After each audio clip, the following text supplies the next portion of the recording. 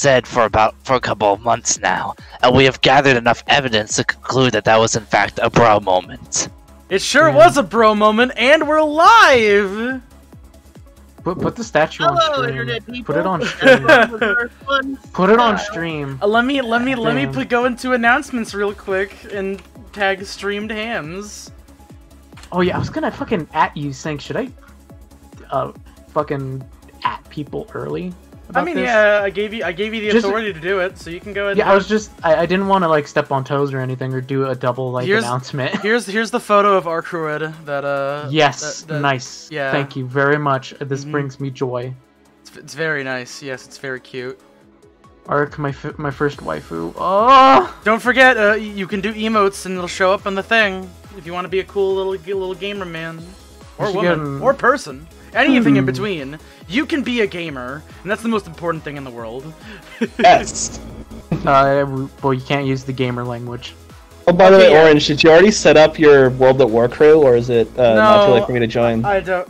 Well, let's see. So I know it's gonna be me, Joshy, AC, and I guess Bone. So yeah, unfortunately we are. Yeah, I'm out. All right, no problem. Sorry. Maybe I didn't jump on that fast enough. See if it's fine. Fucking yeah, we have to allows like, you. One of these days we're gonna have to just like sit down and actually figure out this shit. So for people who don't know, apparently Steam ran out of authentic Steam fucking IDs to give out for World at War, and apparently when you buy World at War from Steam, you get a pirated version. At least that's what I hear. So that's some really fucky shit. Possible. I don't know. Out of all the companies, I would think those would be the ones that would protect their keys the most. Well, like, it's not even protect their keys, it's that they ran out of keys. Yeah, so you just kind of get like you get a fundamentally empty copy of the game. I mean, like, you can still play the shit and like do other shit. You just can't fucking play all. Creating an online account is a bit of a fucky wucky, and the only real way I think people after the what was it, the entirety of the keys ran out have to do plutonium now. Okay, I just went and put the clout and stuff on my Twitter. Ooh, Nice. Don't forget, people, shill, so I don't have to. You don't understand how dead inside it makes me when I have to fucking go. Please, please follow me on Twitter and Twitch. eBay, bitch. Wait. Yes, it's this emote. I got this emote for watching the fucking Infinite thing. Why is it just the one on the side? For some fucking reason, it doesn't let it do multiples. I gotta fix that shit. It's very particular. It's Mr. Chief. Is that Halo 2 Master Chief? It's no, wait, John that's Infinite. Chief. Goddamn. Alrighty Limited then. time only emote. Hot damn. I should probably cut the music before it transitions into a song that will probably get more copyright stricken than Ruriar. Here, we're gonna fucking boot up Higgy Diggy now. Oh god. We should boot up Tsukihime. We will not be doing Tsukihime on stream. What about the remake? If it ever comes out in English, sure. Okay. That or you can just remember. Or we can just do Melty Blood. Remember, the ever-present rule is that if you buy and gift me a game, I will stream it. We all need to do Melty Blood. Within legality, you cannot send me porn in the video game. Yeah, what about Bible Black? So that's not a game you can buy and send it to me. I can't send you like Dick Dash Futanari. I can still get a CD of Bible Black and ship it to your house. It's sure is a shame I don't have a fucking CD player on my PC. You too? I'm kidding. yeah, I gotcha. Oh boy. Alrighty then. Higurashi. And I don't think Twitch would actually be very friendly with you. Yeah, they wouldn't. To stream that. Absolutely not. I can't believe Shelly held a gun to Orange's head and got him banned on Twitch. That arc figure should be a fucking statue somewhere. Jesus and by Christ, gun, I mean big Futanari penis. Oh my fucking god! Oh, we can't have that! Oh no! No! Oh, no, it's the devil! It's copyright infringement. I'll copy your right infringement. Hey, honey, can you make me a sandwich? No. No. All right. I feel like we're missing some people. We're missing a lot of people. Holy shit. So we're missing Roboot. We're missing we got AC Bone. I know SDB is kind of gone at the moment. But I think SDB's at typical. work. Yeah, I think he's. Simbard right now isn't here. Sim isn't here. But I mean, we got a good chunk of people here. Yeah, Robo's mic currently isn't working. I wonder if that's either he just didn't know that we're streaming right now, or he just doesn't want to. He's too afraid. I think he's a little can't upset. face the music. I think he's a little upset. Yeah, his mic kind of got screwed up yesterday. Yeah, hold on. Let me take a fucking head count here. So it's me, Nor, Joshy, AC, and those are the people who just know what's. Okay, so wow, we have like half of the people in this room right now, or around half the people, actually have like fully finished Umineko. Yeah. Yeah. I haven't. Oh yeah, I mean like I said, yeah, I know fully. Well, I mean like fucking Noir went on Discord. I'm curious because it's like I know that we're going to be marketing the Umineko thing. I was like for fans and first timers because we're gonna have new people here and they're gonna be reacting to it in real time.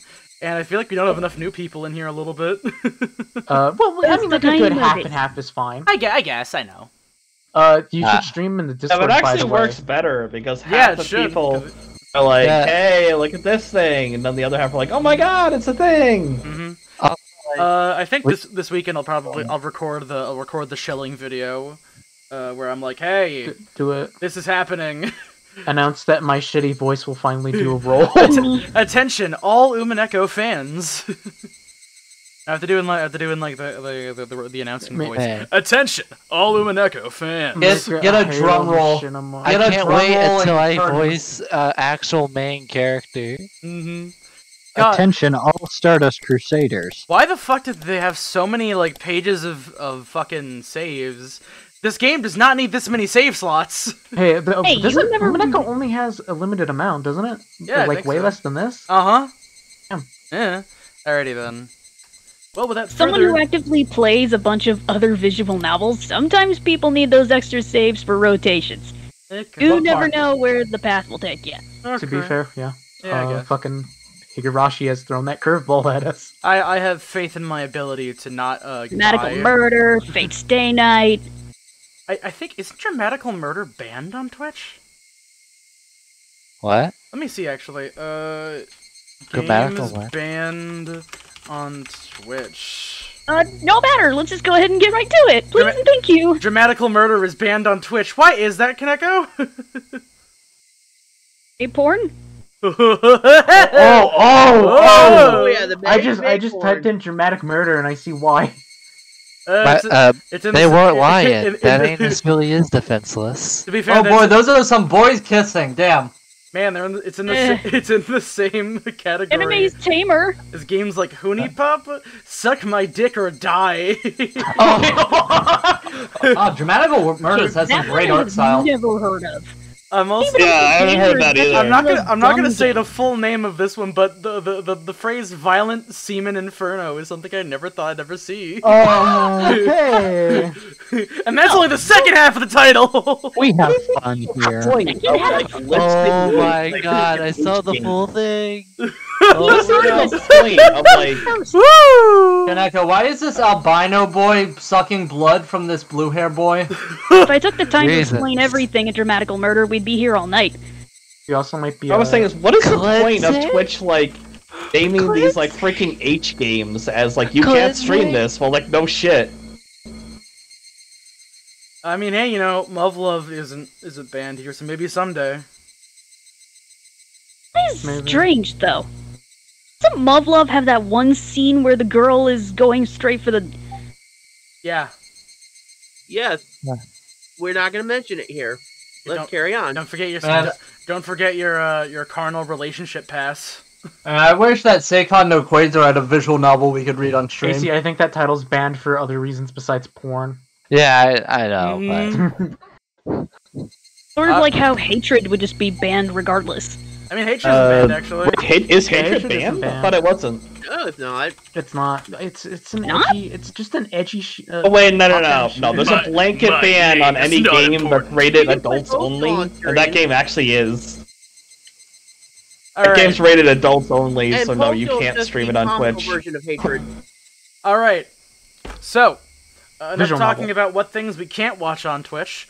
Let's watch something on Twitch. Yeah, let's watch a visual novel on twitch.com/orangeboy. I do have one more thing that is Higurashi related. If we go pretty good tonight, we might be hitting some shit. Fucking hope so. All right, let's. The shit will be popping off, everybody. People will die of fun. Let's get to it. And murder, especially the murder. Oh boy, it's time for White Boy Summer. Okay. Wait, White Boy Summer got canceled. Because of, the R word. AIDS. Whoa. I was talking about detour. No more detours. It's time for me to do my back on the highway, voice. everybody. No, I'm used to this kind of thing. But I really appreciate you bringing in some stuff. Akasaka-san smiled like a happy child as he ate the strawberry-flavored shaved ice. He is too precious for this world. So has there been anything yet? Have you heard from Tomitake-san? No, nothing yet. He's too busy recording a Let's Play again. But Takano-san was saying she can't get a hold of him. That's right. You changed his hotel, huh? You think she noticed something? No, I don't think she has. I told her he's probably just going around taking pictures. But it's only a matter of time before she becomes suspicious. There will be a strong wind soon, one way or another. Dr. Irie, please be very careful. Yeah, of course. Oh, by the way, I just saw Oishi-san. He told me to tell you something. I explained the 48-hour operation to Akasaka-san. Akasaka-san seemed impressed with the notion, especially because I told him it came from the girls. And Keiichi. That's a fantastic idea. That'll shake up our enemy quite a bit. It'll give Tomitake-san a big opportunity to find something to find out something too. So when is the operation going to take place? That'll be decided when we meet with Oishi-san tonight. If we don't have much time, it may be as early as tomorrow morning. I see. It's pretty stressful just waiting for the battle to begin. Something we can do, we might as well just do it. Your time in Hinamizawa is limited too. So how much longer can you stay? I told Yukie that I should be home by midnight on Sunday. But if the situation changes, I may have to stay here longer. She's a policeman's wife. She'll understand after she's done cheating on me. Don't go there. You can't even call it from here, huh? Thought I'd put you in that situation. Don't worry. It's not like we're newlyweds. She won't divorce me just for not calling her every night. Although he says that, it's easy to know that Akasaka-san wants to hear the sound of her voice. Are there any changes on your end? If there's anything you need, I'll bring it. I really don't need anything yet. Any changes? Well, it's hard to say. There are just too many people going in and out for the festival. Even if there's someone suspicious among them, I can't tell. We should assume our enemies are hidden among them. We should be on our guard. That sounds about right. By the way, the mountain dog is starting to move, just as you said. When I asked Okanoki about their plans, he said that he's raising security level for the days surrounding the festival to take account the possibility that some criminal might use the 5th year of the curse to target Rika-chan. Imagine the situation right now. Almost looks like all the preparations, officially and unofficially, are going smoothly for tomorrow's festival. So you're saying, tomorrow, it's going to be a festival in more ways than one, then? If the 40-hour operation gets underway tomorrow morning, it'll be quite a turbulent day. Yes. Everything will change. Starting tomorrow, June 19th, 1983. A tempestuous day that divides a peaceful world from a tragic one. The fate of the world will change on that day. I finished my secret meeting with Akasaka-san and left while calling up the second-floor window, pretending to address the girls. When some villagers saw me do that, they asked what they were doing. They asked me about both girls, which made me very happy. But Oryu-san said yesterday it already spread among the villagers. In other words, the curse of Oyashiro-sama may have already lifted, even before tomorrow's festival. If nothing happens tomorrow, And this village is finally free from the curse and the ghost of the dam conflict. As we prepare for the upcoming battle, I realize the extent of the responsibility we've taken on. But at the same time, that gives me strength. Oh, it's you! Hello. After creating officials under... That sneeze was weirdly, perfectly timed. Look. After greeting officials under the main tent, I ran into Takano-san as I headed back to the clinic. It's unusual for her to be here alone. If Tomitake-san was with her, I could understand. But she's never come here by herself. For a moment, I thought maybe she suspected a connection between me and Akasaka-san. But it doesn't seem that way. I'm relieved. Oh, this is unusual. What are you doing here? Nothing, really. I'm just taking a walk. I see. It's a nice day today. That's a perfect day for taking a walk. Wonder if Jiro-san is taking a walk too. Those words had a strange nuance to them. Takano-san normally only spends time with Tomitake-san out of politeness. At least that's how she's been acting.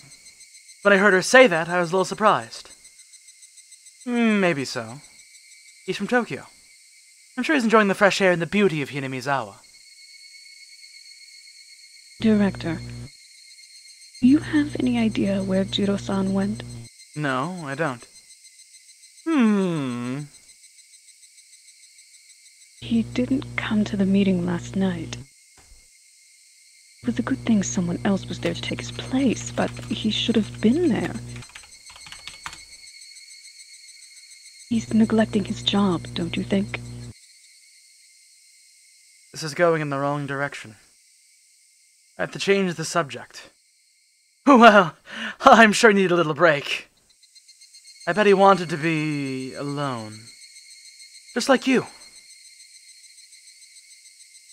Yeah. I can see that. I think that went well. Should ask about Tomitake-san after that. Just started T-posing, it was weird. I looked around, I can imagine how lavish this festival is going to be tomorrow. Watanagashi is the biggest festival of the year around here. It's grown in scale ever since the dam conflict ended. And this year, the village festival is hitting its peak. I'm sure villagers of all ages will enjoy themselves tomorrow. Takano-san and I overlooked the heartwarming scene. Tomorrow looks like it's going to be a lot of fun. Yeah. It will be fun. The conversation was very ironic. We both meant something different as we spoke. I can hardly wait for the festival to start. Yeah. The festival is about to begin. I noticed an indescribably bitter smile on her face. I hope it'll be a nice day tomorrow. After all these preparations, it'll be a shame if it rains. They worked so hard to prepare for this grand festival. Little rain won't stop them. Yeah, I guess. There'll be a festival, no matter the weather, huh? Yes. There will be a grand festival. I'm sure of it.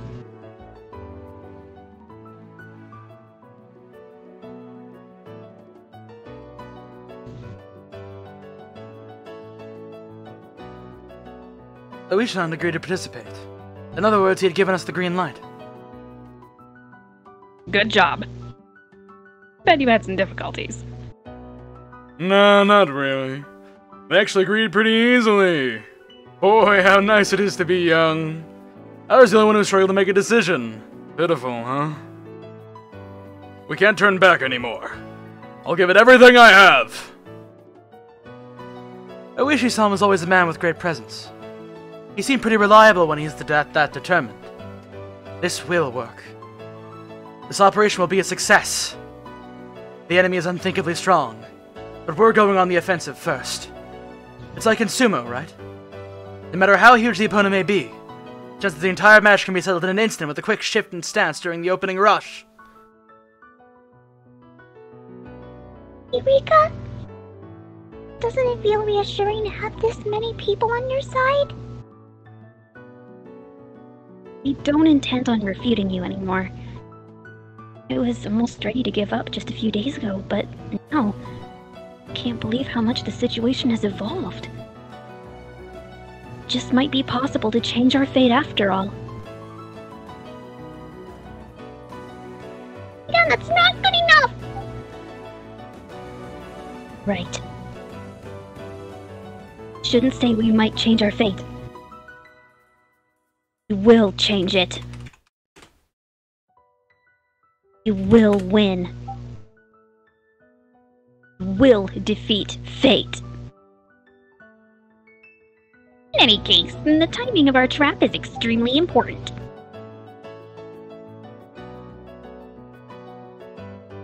What do you mean timing? We should act immediately. Tonight. It'll have been 48 hours since Rika-chan disappeared. The longer we wait, the better the position the enemy will be in. We should act as soon as possible.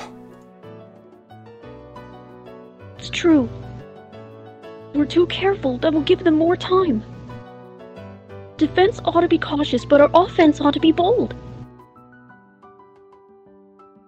It's very reassuring to have both your seals of approval. 1 second. Sorry, dogs. Dogs.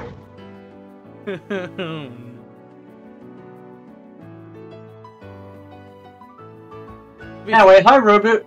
In many ways, I firmly believe that Ryukashi has certainly defeated fate.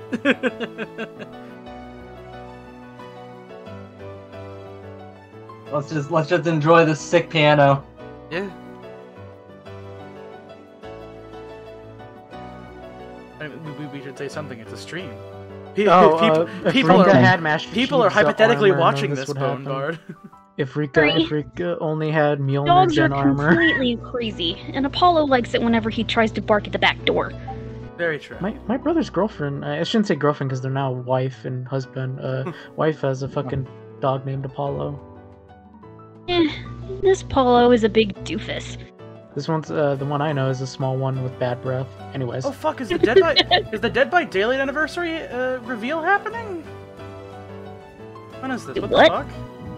Today? Dead by David. Oh, Resident Evil is happening. It's happening on May 25th. Okay, cool. Cool. Back to visual novels. Back to visual novels. Yeah, because they're gonna be announcing the Resident Evil stuff. Only thing I'll say on that: $5 down says it's Nemesis. I'm very much hoping for Jack Baker. I know. Now, how am I gonna fix this? I'm gonna get you. I'm gonna get you. I might be the vampire lady. I don't want it to be Lady Dimitrescu. I'm sorry, Lady Dimitrescu. On this one. Right. That's true. Yeah. Yeah. Okay. Keeping it up. Come on. Let's power through it, guys. We can do this. Yeah. What about it, everyone? Oh fuck. No objections. Steeled my resolve. Ready anytime.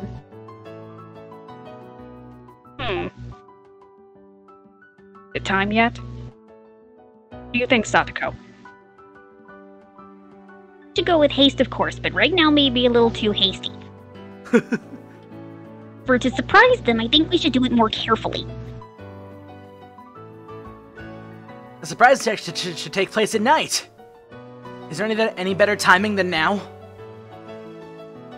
Calm down. Both right. Both pretty. Surprise attacks usually do happen at night. Look at us now. We're still up even though it's that dark outside, right? Night attacks were more effective when there was no electricity.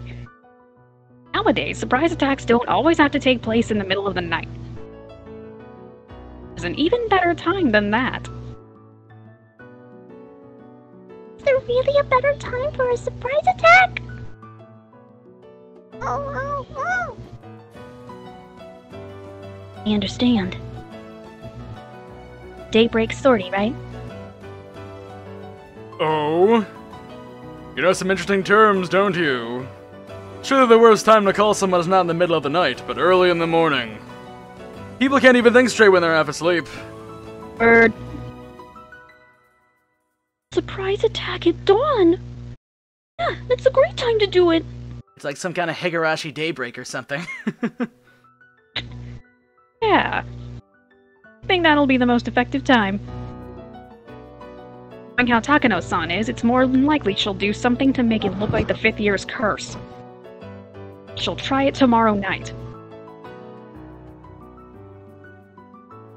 It's normal to try and get plenty of sleep the night before.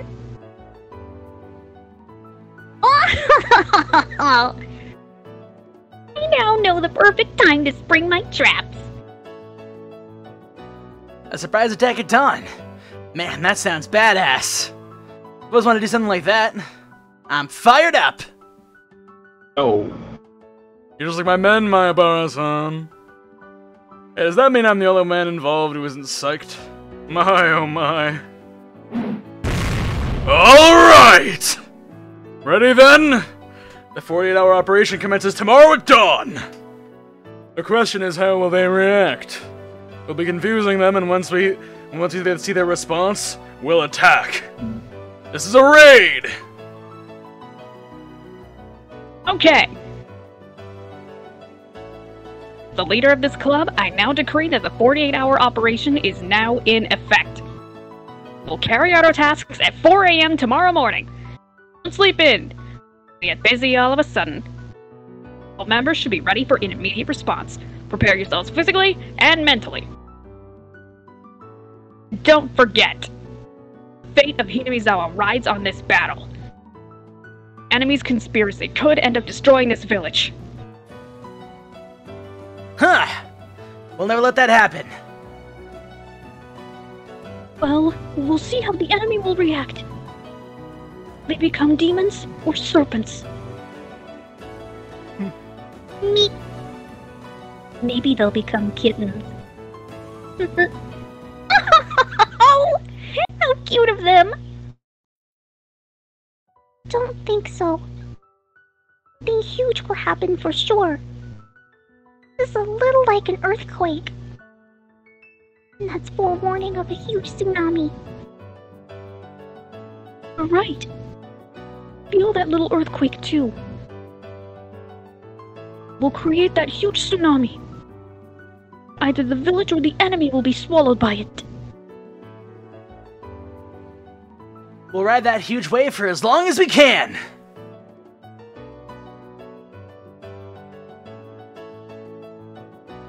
The 48-hour operation will be a shock to the enemy. They'll panic.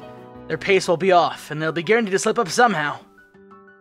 They don't know how they're gonna slip up. Knowing that they will, and preparing ourselves to act gives us the full advantage. Putting our enemies up on this huge game board. Oh wait, this is definitely not me. We're surrounding our enemies on this huge game board that is Hinamizawa. This game, this festival, will start with our siege. Come on. We're ready.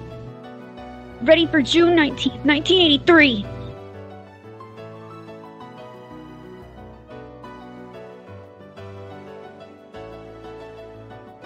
Is that, I'm assuming it's Hanyu. It's probably Hanyu. Rika. There's so many emotions ever gathered on this day. Actually, there were always this many emotions in this world. There were always countless numbers of them gathered on this forgotten June 19th. Just never realized it because I always looked at the world subjectively. So many people in this world.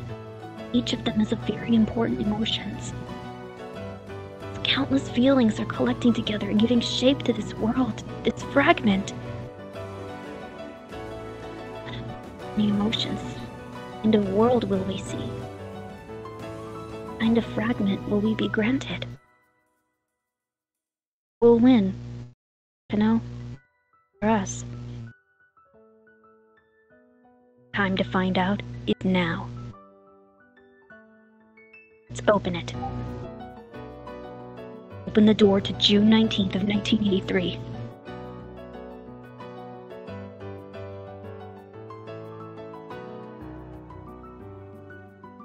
Alright, that's it. Chat, we're done for the night. Thank you. We are not ending here. I'm joking. Calm down, Joshy. Holy shit. The door to the 19th is the achievement we just unlocked. So this is literally the last chapter.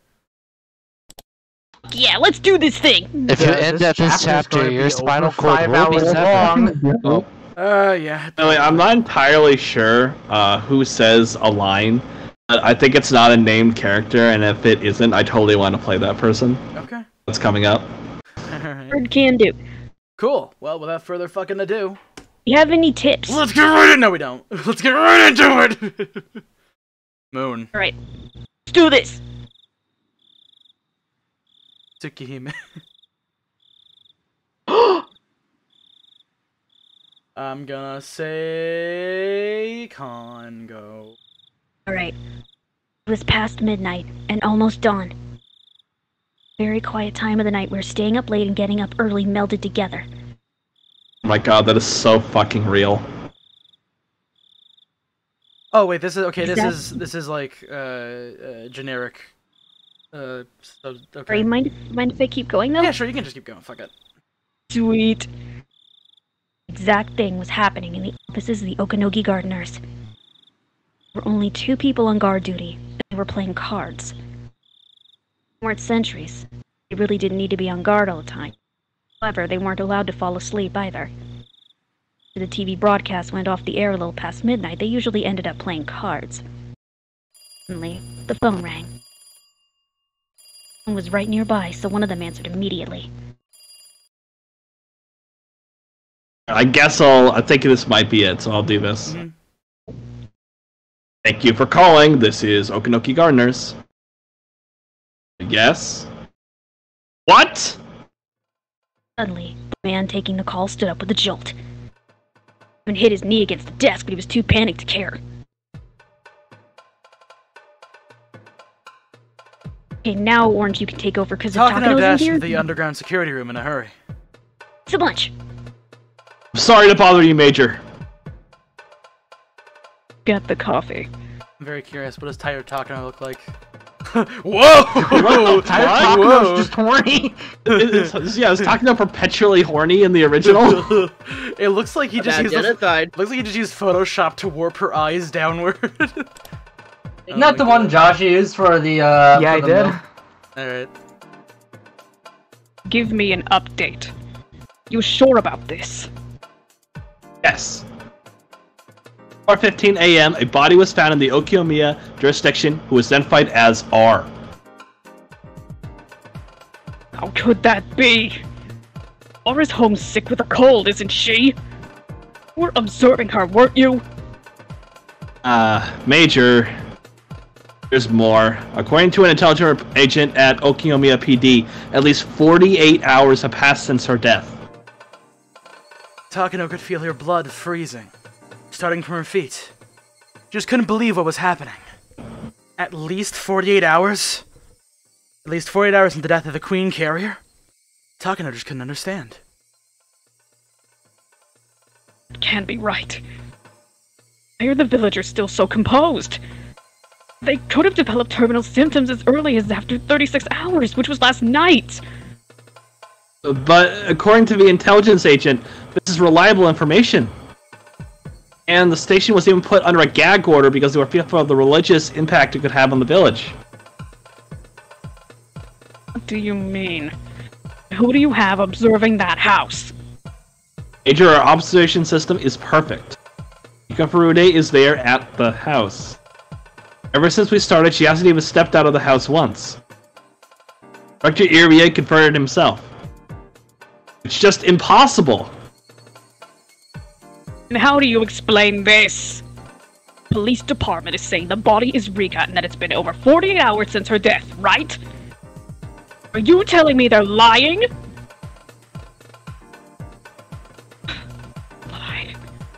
Lie.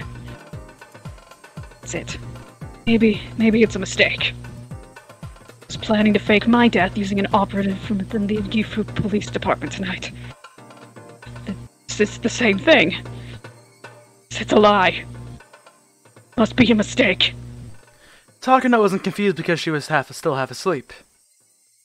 No, Takano was afraid. Her grandfather wrote in his article that within 48 hours of the Queen Carrier's death, everyone in the village would develop terminal stage symptoms. Doesn't mean that he had been wrong.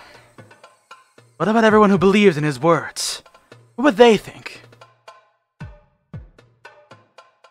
I'm assuming it's a different mountain dog, so if someone else wants to do it. Yeah. Excuse me, Major. There's a phone call from Nomura Tokyo. Nomura-sama in Tokyo. Why is that woman calling me now? I'm on the phone. Check the body the police found immediately. We can't. Not right now. What?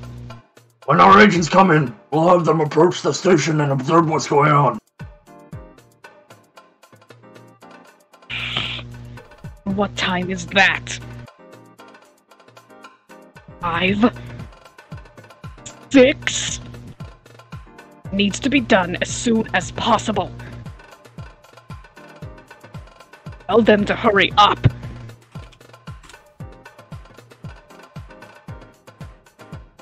Good morning. Takano here. All the members were gathered in the office of Okanoki Gardeners, which served as a garrison for the mountain dogs in Okunomiya. There he is! There he is, yo! It's your boy. Let's go. Literally every time he appears on screen. I'm trying to find the meme, but I can't find it. Hoy. I found the folder. I see. As soon as you find something out from the police, call both me and the major. Oh!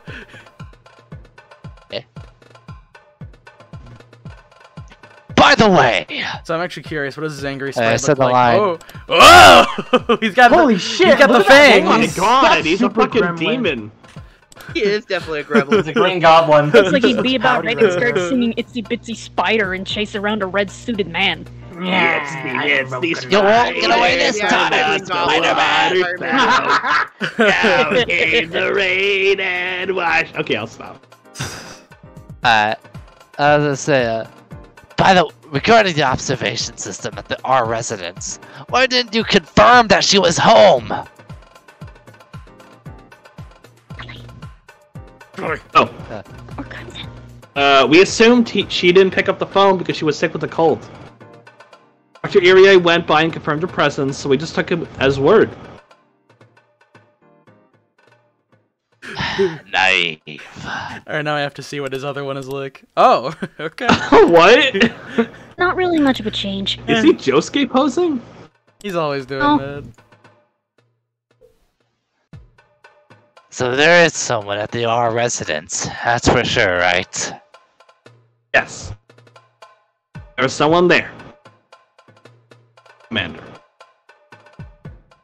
Why don't we enter the residence? We still have a little time. We can't do anything. We can't do that without approval from the major. I'm sure she won't let us until she confirms that at the Okunomiya PD. In preparation for that order, increase the number of observers at the residence. At least 8 people. Commander, there will be a festival at the shrine later today. You can observe, but I don't think it'll be possible to enter at least until tomorrow after around midnight. Shit! What lousy timing!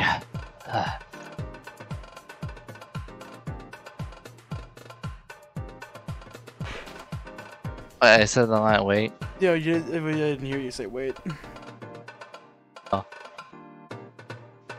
This is too much of a coincidence, don't you think? Okanogi's rusty yet wild instinct was sounding an alarm. Since someone was attacking them. Since that his enemy had begun to attack. He realized that the enemy had taken the initiative. People usually take a deep breath before they attack. The moment right before the strike is the most vulnerable. Yeah. Okanogi assumed that whoever his enemy was, they were led by an excellent commander who knew the precise moment to strike. By the way, about First Lieutenant Tomitake, They said he didn't show at the clinic's meeting the other day.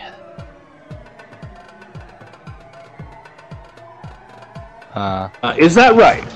Someone check on him. The Major asked me if I knew where he went.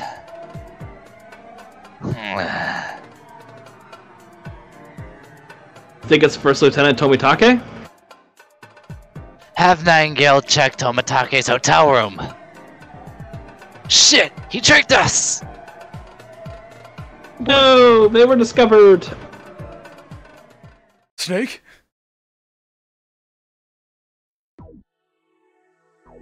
Well, we can't turn back now.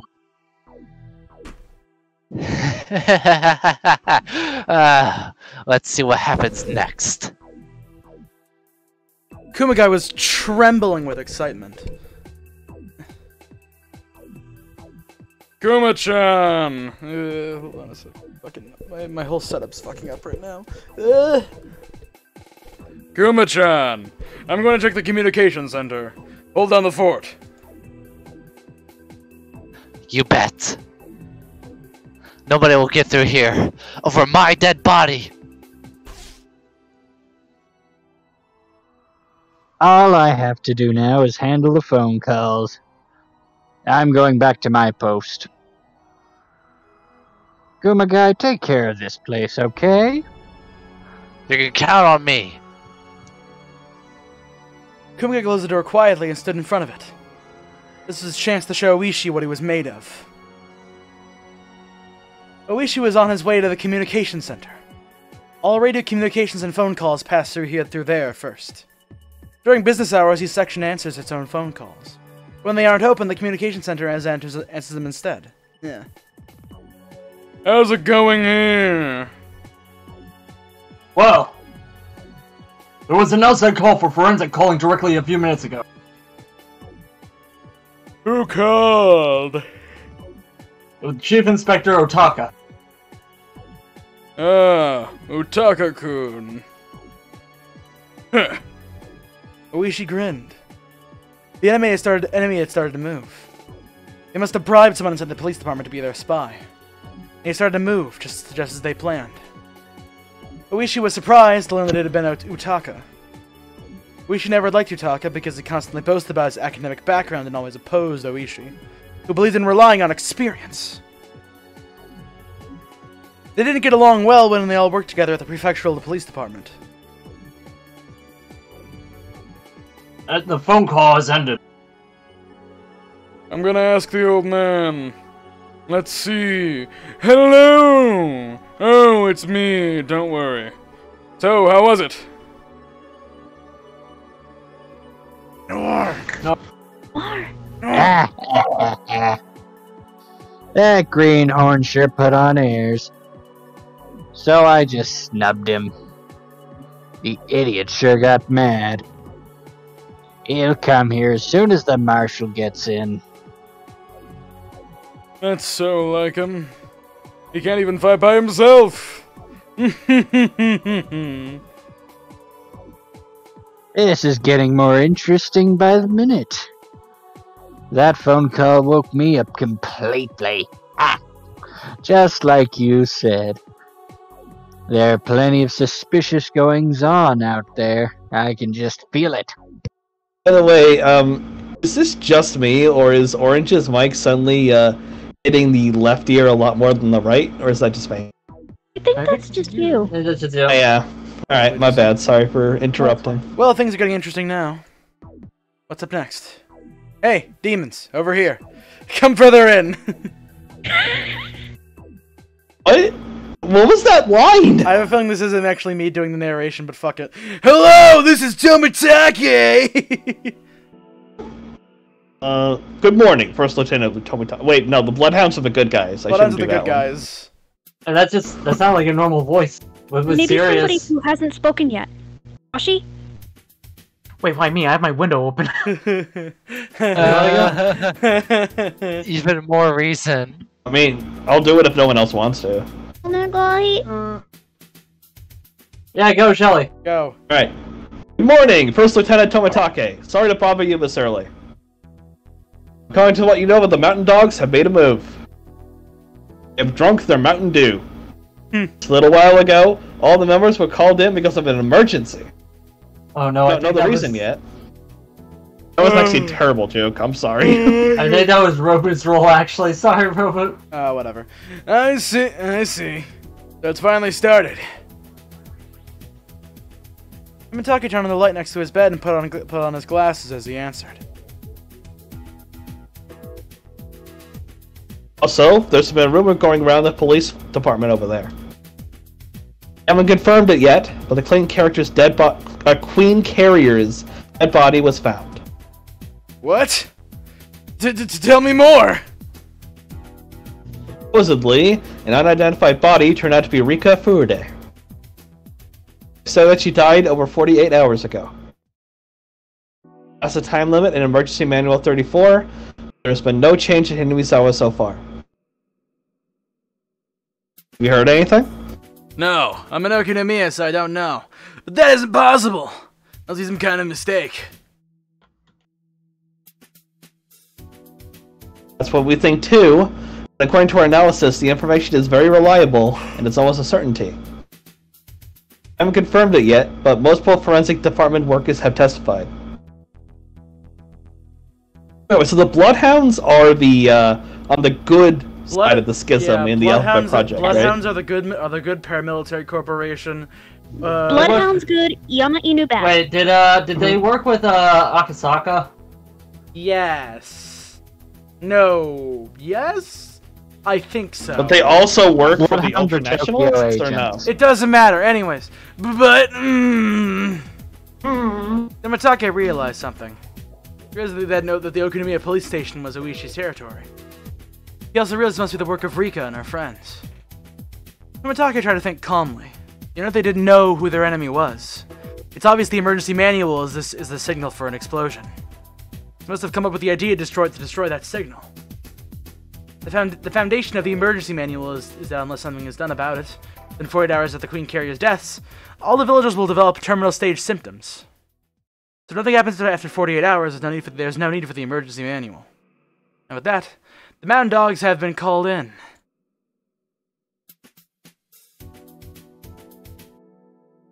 Hello? It's Lieutenant Tomitake? Sorry. Assume the current situation, it'll be hard to tell if anything suspicious is happening at the Erie Institute. Please ask the Colonel to check immediately. Also, in case of an emergency, can you make sure that the Bloodhounds are ready to deploy? Roger that. You should have more information by 9 a.m. If the mountain dogs revolt, it will become very dangerous there. Let's be very cautious. Of course, and I'll be careful. Talk to you again at 9 a.m. It was 6 a.m. It was like we get another call in 3 hours. I guess that is, that was one of Cap's roles, right? So I guess I should do that. Yeah, whatever, just go. I thought she could do it. Just go. Sorry, I'm just eager for everybody to participate in this. No, that's totally fine. I don't want to grab all the rules. I'll be let me be Nightingale 1 since he just went off on like a long stream. Yeah, that's fine. You can't. Do not worry about me. I got plenty of roles in Umaneko. These are one of the assassin guys, right? Okay. Yeah, these are the bad guys. Yeah, 1 to all units. Tomitake is in room 406. Observation team, do you see anything? This is Nightingale 4. Nothing from the outside. This is Nightingale 5. Nothing on this floor. This is Nightingale 3. There's no sound in this room. He's probably asleep. There was a do not disturb sign on Tomitake's door. I stayed up very late last night and was planning on sleeping in. This is a great chance for the Nightingales. Was this me?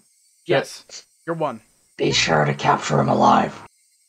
It's an order from the Major. Let's go. I tried to break into Tomitake's room very quietly. Obviously, it was a simple jump from to pick a hotel room's lock. 2 members of the door communicated with each other using sign language. Even knowing he was asleep, it was a good idea not to barge in. They opened the door very cautiously and very quietly. The room's interior was organized, but tasteless, typical of cheap hotels. only furnishings were a bed, a small desk, and a coin-operated TV. Clearly only one person could stay in this room, despite there being 2 beds. And there in the bed, Tomitake couldn't be found. What's wrong? Nightingale Girl 3, respond. Shit! This room's empty! It was still early in the morning. These rooms were empty. This room was empty, yeah. Okay, so this one's me, right? Yes, and 5 is Nor. Fair enough. What's going on? Tomitake likes to take walks, also takes pictures of wild birds. We have gone out to do that. No, that's not it. You might have deceived us. The Do Not Disturb sign was on the door. With that sign there, the housekeepers wouldn't come in the room, so they wouldn't know if it was empty or not. The sign had probably been there, but been there since at least the day before. When the Tomitake was planning on staying for a long period, the hotel hadn't really paid much attention. In other words, the room had been empty since then. I bet he changed hotels, expecting an attack. I see. That's why he hasn't been seen lately. Call the Major immediately. Damn it! Our plan has been leaked! Okanogi realized that he had been beaten to the punch. The foundation of the emergency manual had collapsed. And with that, the basis of the final operation was shaky.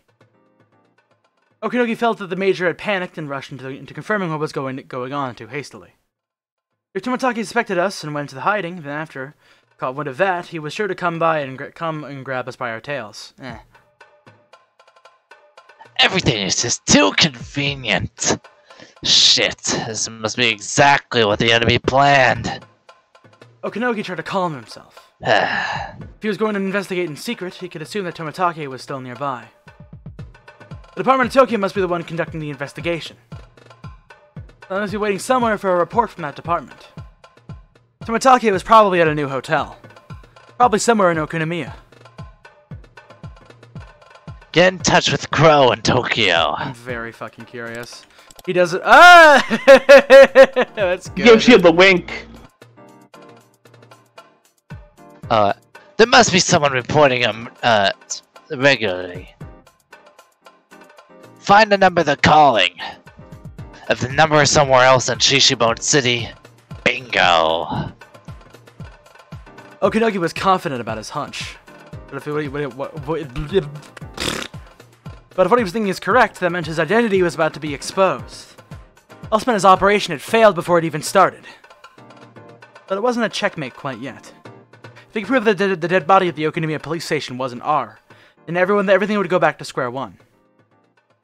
All he had to do was capture Tomitake and then check the body at the station. That was all. Random mountain dog. Commander, I got a hold of Crow. We won't be able to tell who exactly they talked about. They say they can't find the phone number. They can't find the phone number. Just need a little time. How much time? It's a few hours, they said. Shit! They just want a few hours, huh? Tell them I don't want to rush them, but they better be quick. It was a little past 6 a.m. Very light outside, but still too early for the cicadas to start their morning chorus. It endured the first wave. It's now a matter of how quickly they could recover. Okanogi just hoped that the Major didn't throw a fit. Commander. Message from Crow. Still looking into the phone number. Also, the Research Division's routine check is in time at 9 a.m. 3 more hours?! Look up at the clock. Even the little things that were beginning to bother Okanogi. Every time the second hand moved, he became more impatient, realizing the check-in time was getting closer and closer. Also, Colonel Oka, head of investigations, issued a standby order to the Bloodhounds. Hasn't said anything about a mission yet, though. Okay, so that means they could still stand down. If nothing happens, he can just play it off as a drill. We're okay. We still have time. Well, these guys have to wait until, like, nighttime to do this ritual anyway? Why are they so freaked out at 9 in the morning? Those plans are coming unraveled at the seams. Like every second. No one likes bad news first thing in the day. Like every second this continues to go on, the more Takano's whole thing begins to unravel. Alright, fair enough. More information, sir. Head of investigations called the Chief of Staff's home line. You don't have the details. We're okay. We're still okay. We're okay. It's a close call, but we're okay. It's fine. It's fine. Don't worry about it. It's fine, and we probably... Everything is fine. I'm not pacing a hole into my floor. It's fine. It wasn't fine. They should be worried about it. It wasn't fine, and they should be worrying about it. The Bloodhound standby orders meant that they saw a very high chance of the Irie incident revolting.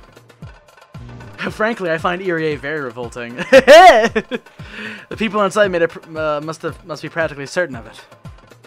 Though it sounds difficult to execute as the emergency manual, ordering out of the Bloodhound isn't that easy. Well, it did so because they realized that some kind of trouble is afoot. Okanogi was sure the people who wanted to conclude matters peacefully and settle things down by saying it's just a mistake. In order to the Bloodhounds to stand by without clarifying a mission is like a middle ground in that sense. But the head of the research division had called the chief of staff. This is a very dangerous situation for the Mountain Dogs.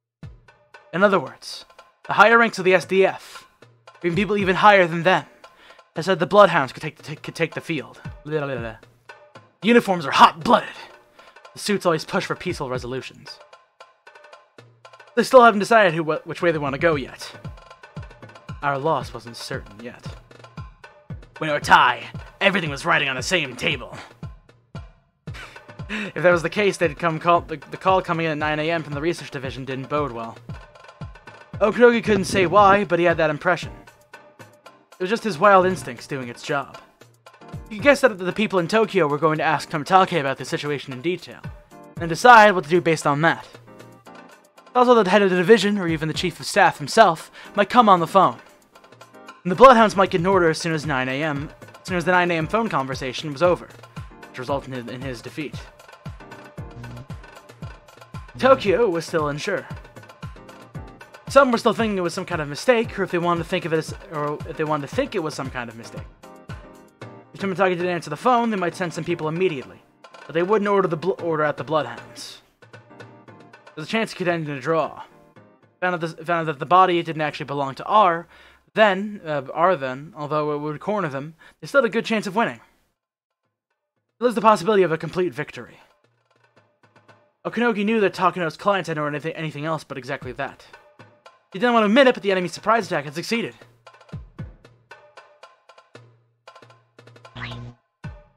Commander. Shut up. Calm down. They aren't sure yet. They're suspicious, but they aren't sure. We're still okay. Anyway, whoever gets the information first wins. Either they find something first, or we do. We're beaten in this surprise attack, but we haven't been annihilated. So don't you dare fly a white flag. We'll just wait. Crow will find out where Tomitake is. Our guys at the police station will expose the truth about R's death. So all we can do now is wait and endure. Excuse me. Major Takano was on the line. I was, extremely angry, sir. Shit. I don't have time to babysit a princess now. Hey, you sexist. Fucking dab. Yeah, hello. Yes, this is Okanogi. Yeah, well, don't jump to conclusions. It hasn't been decided yet. Why don't you have a cup of coffee first to calm yourself down? Yeah. Okanogi tried to change the subject while pretending to laugh, but all he could hear was Takano's frantic voice. No, he couldn't even understand what she was trying to say. The second hand on the clock ticked on. Who was going to be able to smile at the end of it all? Today was going to be a long battle. Okanogi's instincts told him so.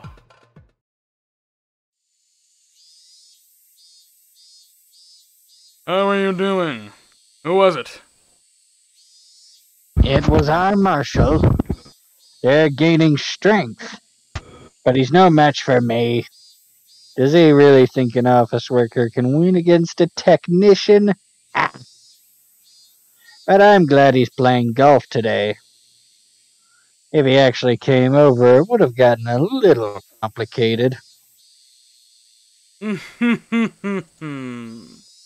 he call from a golf course? Is he working or what? I bet Utaka-kun wanted to come over with the marshal. He's probably real upset about now. Since an indirect attack hasn't worked, do you think they'll try a direct one?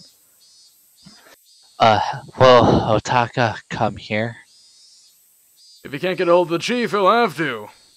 It's almost 8:30. The main doors will open soon. Morning had finally arrived. The chorus of cicadas had begun. That familiar sound would make one think it was just another day. But it was hardly going to be normal. It wasn't just an ordinary Sunday. Uishi and his men already realized they were grazing the tip of a huge conspiracy. Knowing how Hutaka-kun is, they'll probably come through the main entrance. Yeah, that's a guy like him would do. I'll be here to take care of the phone calls. You guys take care of him. Okay?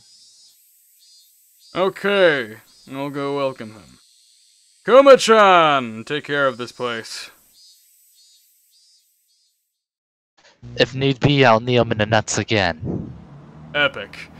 The lobby of the Okonomiya police was just like that of any other police station. It could hardly be said to have a welcoming atmosphere. Some of the tiles on the floor were broken and cracked, but sometimes people tripped on them. The spots were covered with pieces of cardboard, and there was a sign that said, "Caution, watch your step." Also found with a dead plant in it. It's far from a friendly lobby. This is the most friendly-looking lobby I've ever seen in my life. Let's look at the regular version. Okay, that makes more sense.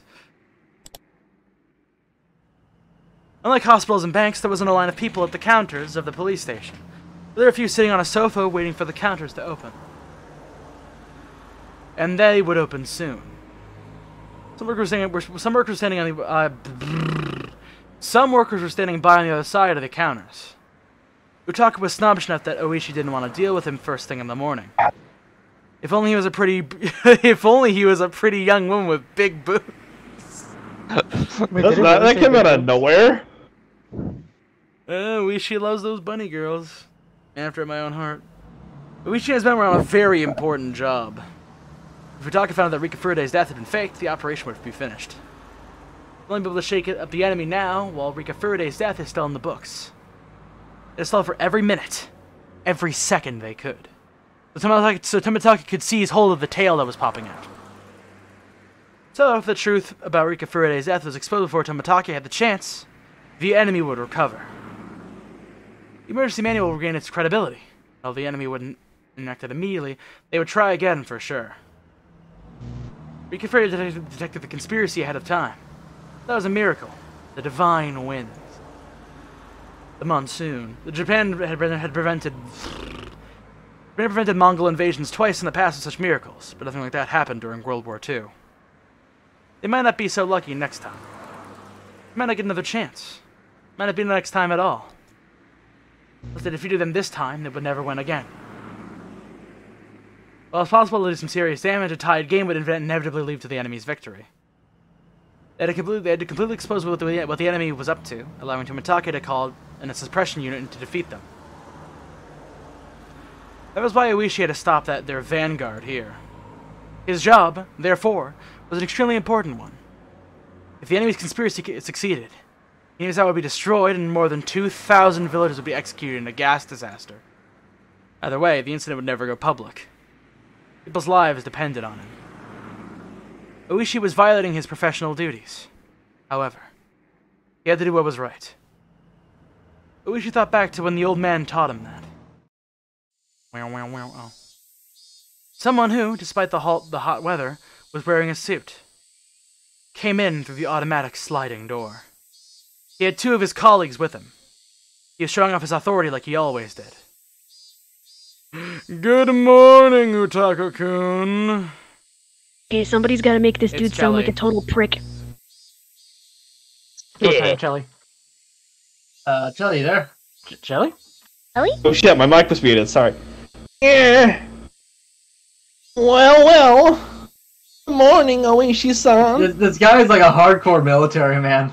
Oh, I thought you wanted like a weenie. Alright, I can do that. Like, There's weenies in the military, you know that, right? Weenie. I prefer you want me to keep hardcore. this, or do you want me to change it up? You know the Change it. clerks at the Just military office? Those are the wieners. Yeah, change it up. Change it Go a up. little Change it harder. up for gruff. Or whatever. By the way, please don't address me with such familiarity. I'm no longer in a position where you can talk to me that way. Oh, don't be like that, Utaka-kun. We used to play Mahjong together, didn't we? Utaka seemed disgusted to hear that. He used to boast about being a good Mahjong player, but Oishi once beat him badly in front of many people, which hurt his pride. I would love to talk to you. I'm in a hurry today, so please excuse me. Hey, don't say that. Don't you remember the time when you forgot to write certificates for the kendo tournament? You begged me to help you. I wrote them for you backstage. And that's why the award ceremony went on smoothly, didn't it?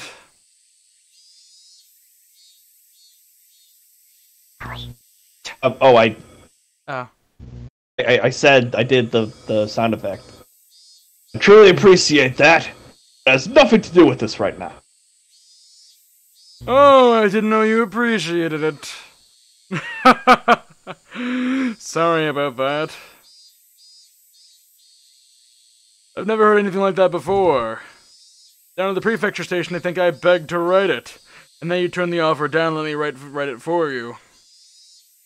What was the excuse you used when the director called you up asking what happened since my handwriting on the certificate wasn't so great?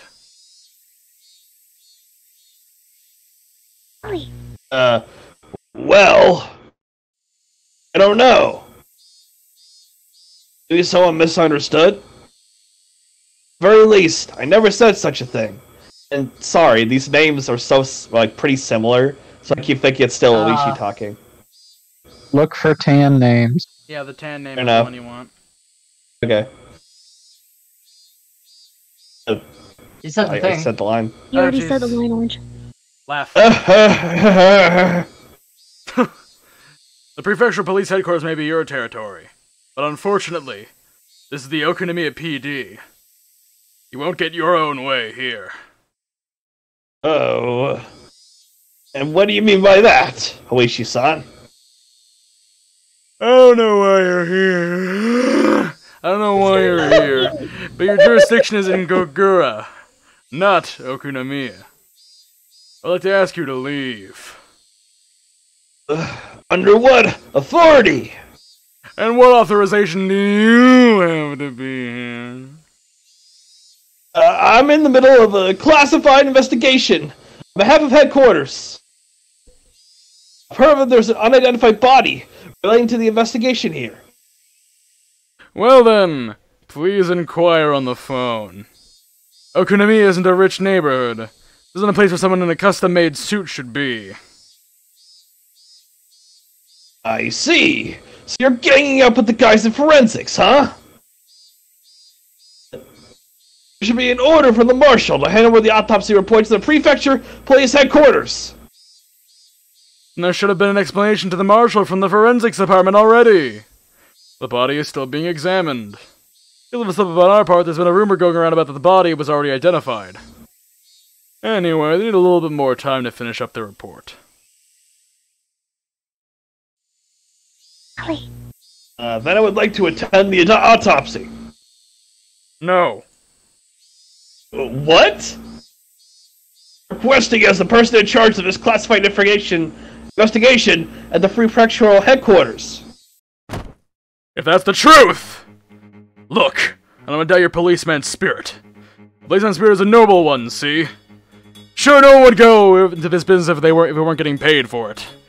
But you know, you can't be a good detective without dedication that can't be measured by your pay alone. If you say you have that spirit, I'll let you through. The look in Oishi's eyes made clear the anger that was roiling within him. Looked into those eyes, Utaka recalled all kinds of frightening memories. Utaka didn't want Oishi to sense his fear, but he couldn't prevent himself from loudly swallowing. Okay, please let me through. I'm here because of my policeman's spirit. Yeah, totally. Please step aside. Why don't you make me with your policeman's spirit? Come on! What? If your policeman's spirit is as strong as mine, you should be able to brush me aside easily. Come on! Try it. Okay, Grandpa. Take it. Wait, no. That's not gonna work. This ad-lib's not gonna work.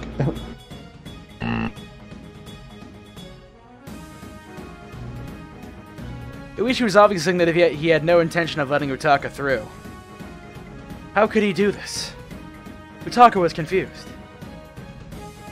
Utaka was a policeman at the prefectural police headquarters. He believed academic backgrounds and performance record were enough to earn trust. He had been working hard under that belief. But Oishi doesn't acknowledge that, and he doesn't even respect him. He is a scumbag. He was the worst type of person. Wanted to establish their meaning and purpose only through rough means. Willing to acknowledge everything about their superiors in order to protect their own pride, as uncivilized people often did. Utaka had been thinking ever since they worked together. Why do people trust in someone like Oishi? Why do people respect someone like him? Why did people appreciate someone like Oishi more than they did Utaka? Move! If you don't, I can accuse you of interfering with an investigation. Oh? What kind of investigation? If you tell me, I'll help you. Didn't you hear me? It's classified! I can't talk with someone like you. I see. Well, if you can't tell me everything, you can tell me one thing instead. What do you have resting on your shoulders? On my shoulders? What are you talking about? I have something on my shoulders. The fate of 2,000 villagers rests there. If I let you through, 2,000 those 2,000 villagers. No, their relatives as well. Well, I'll be very sad. You know what I'm talking about, don't you? I have no idea what you're on about! Okay, I'll tell you. Your boss is planning something terrifying. I bet you haven't thought through that far, but it's a conspiracy that'll make thousands of people unhappy. That conspiracy is about to crumble. That's why they woke you up and ordered you to investigate. I don't know how much you're getting paid for this. But if that's more important than your policeman's spirit... I wish he stopped talking there, but his eyes continued to speak after that.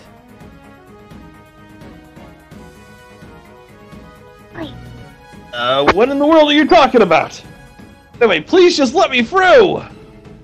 Utaka's baffled behavior confirmed what Oishi had just said. He'd been bought off by someone shady. Maybe he didn't think that he was bought. I thought he was just filing the request to confirm Rika Furude's body as a favor for someone in the information network, he assumed, he built himself. Of course, the part about it being a classified investigation was a lie. But when at least a lead policeman from the prefectural headquarters said it was a classified investigation, everyone would grovel and salute him. But... Oishi didn't salute him at all! This is a waste of my time. I'll form a complaint to the marshal later. What? Hey, wait a minute. I'm not done yet. I'm about to pop off, yo! As Utaka tried to walk by, Oishi grabbed him by the arm. Utaka tried to make him let go, but Oishi was just too strong. Let me go! You and your chapped lips are too strong for me! You know, I'm not the one with chapped lips here. I am quite moist. But I don't know about you. Oh, I'm not putting that much strength into it. If you have a policeman's spirit, then this shouldn't be stopping you. Your unshakable righteousness should knock me down easily. but you can't even get my hand off your arm. Do you know why? Get off of me! It's because you don't have a policeman's spirit! We should let go of his shoulders, and Utaka trembled onto the floor. Yes, King! And Utaka sliding for more than 2 meters. Excuse me, I have to go to the Twitch chat. Actually, wait, Bone, you can do that. You're a moderator. Gosh, did it.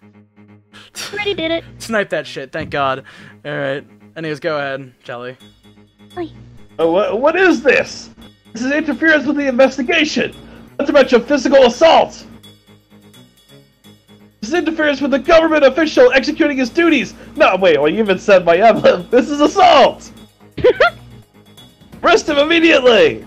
A moment where you can actually predict his douchebag's voice.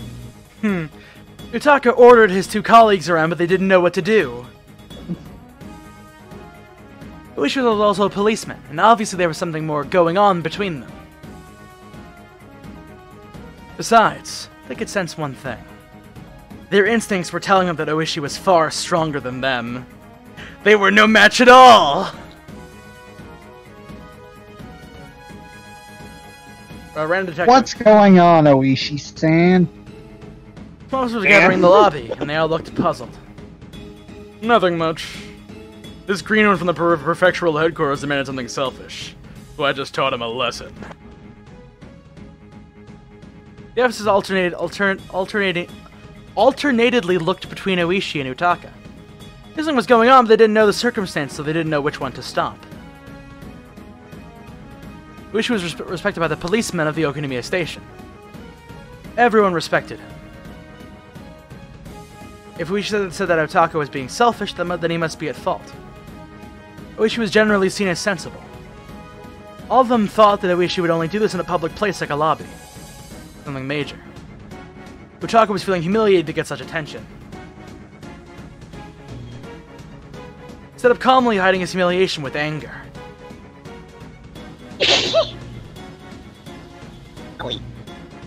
I see. I understand your position. But I'm not here on a child's errand either. I like your spirit. I'm ready to go if you are. Bring it on, Greenhorn! Ah! Boo! Oh! I'm over here! Not enough! That all you got? Pop's kicking ass! Damn it! So that's your policeman spirit? I have 2,000 Hinamizawa and villagers resting on my shoulders. The lives of 2,000 people in my jurisdiction depend on me! Why don't you tackle me with a spirit that's strong enough to knock down 2,000 people? Ah! I did too much Goku. It's like watching a match between sumo wrestlers and a sumo wrestler and a small child. More into that scream. Let's fucking go. No matter how many times. Love to put you in a maid outfit. Yeah. No matter how many times Utaka tried to tackle Oishi, he simply crumbled against him. Oishi stood firm as if his feet were rooted into the earth. By the 3rd time Utaka tumbled to the floor, he finally realized that he had been provoked. He caught his breath and fixed his hair.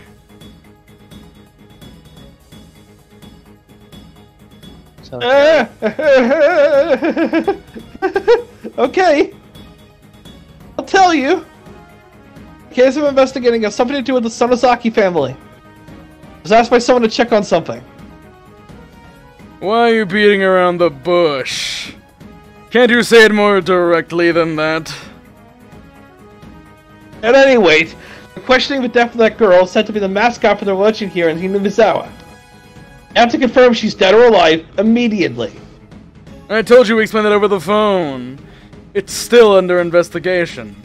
They need more time. Well, I didn't want to tell you this. The request was, I'll tell you the truth. It was just requested by someone you really hate. Representative Sonozaki. Well, I know what's gonna happen. Oh, this is gonna be good. That scared him with the crest on his Hakama, huh? Yeah, you're right. I do hate him. If that man threatened me, I have to abandon logic and push his demands through, too. See? See? Representative Sonozaki requested I check the body immediately. This is a request by a citizen. The police department is there for the citizens. Of course I accepted his request. Yep. Furude isn't just any girl in Hinabizawa. It's a very special little girl. Rumor goes around saying her dead body was found. Of course someone has to go confirm it, right? Why do you like special little girls so much? Does he know it's Rika? You better not say anything like that in a you better not say things like that in a public place. You're in a lobby, you know. Excuse me. Utaka suddenly realized his mistake. Some people were even whispering behind him. One of them spoke to Utaka hesitantly. Is it true that Rika Furude-chama is dead? Don't worry, madam. You haven't confirmed that yet. We're the prefecture of police, and that's why we're here.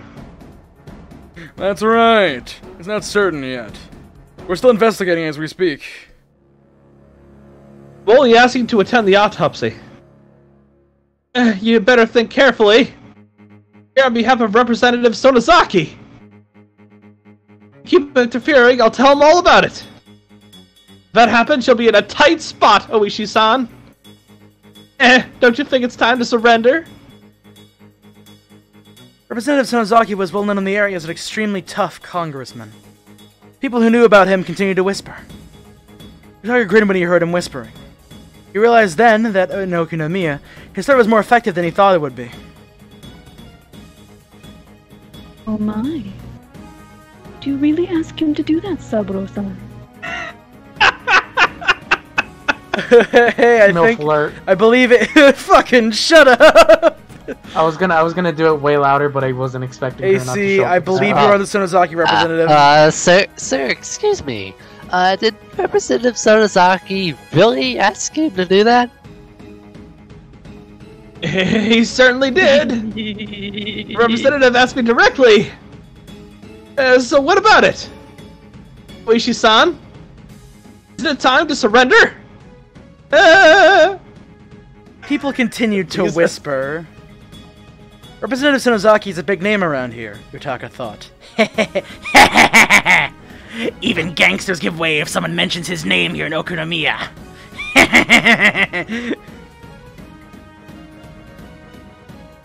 If you're really afraid of the representative, please let me through, Oishi-san. This guy is a fucking idiot. Please go to counter number 8 to get a traffic ticket reissued. Where did I get a traffic ticket? I'm sorry to say this, but like I'm not getting you back to the gruff voice. I'm sorry. Oh, you want me to cut that shit out? All right. Yeah, the weenie voice is kind of like it's not working. It's too annoying. Yeah, okay. It's a bit. I'm sorry. Like, I'm trying to like get this guy was all tough, but then he was like totally fucking. I saw what you were going for. By Oishi. I get what you're going for. I was actually like I went into that slowly because it was like. Yeah, it's fine. Just keep going. Okay. Let's keep going. Oishi suddenly started talking about something completely. I'm gonna give this line the credit it deserves. Oishi suddenly started talking about something completely different. In fact, Oishi was looking at something behind Utaka. Huh? Who was he talking to? Utaka wondered. And fuck you. An old-fashioned elderly man and a lady in a kimono were standing behind him. It'll be clip. Whatever. Let's keep going. When Utaka's eyes met with hers, she smiled at him. Fucking Nor, Jesus Christ. Milk alert? No, milk alert. Milk alert. No, it's gonna be mouth alert. Mouth alert. Milk alert. Milk alert. What do you mean I would ruin it? I say improve this comedic moment. Well, she doesn't have much to milk. It's flat. Okay. Just show the OG sprite. She's got some booba there. Okay. Alright, I'm Come back. on, let's keep Back going. to Alright, when Utaka's eyes met with hers, she smiled at him. She's definitely my type, Utaka thought. Hey, you! Big tough guy. He's big tough guy. Were you really asked by Representative Sonozaki personally? Not by his secretary or someone else? Kelly. Yes, of course. Representative Sonozaki and I are very close. He sometimes calls me directly. The elderly man continued to listen with a puzzled expression. Who the hell are you? Huh?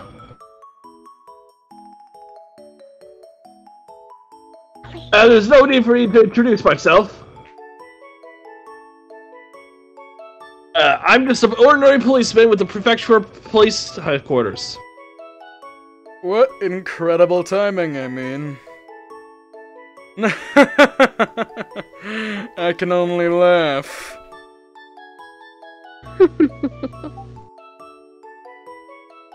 I can laugh, right? Wasn't sure.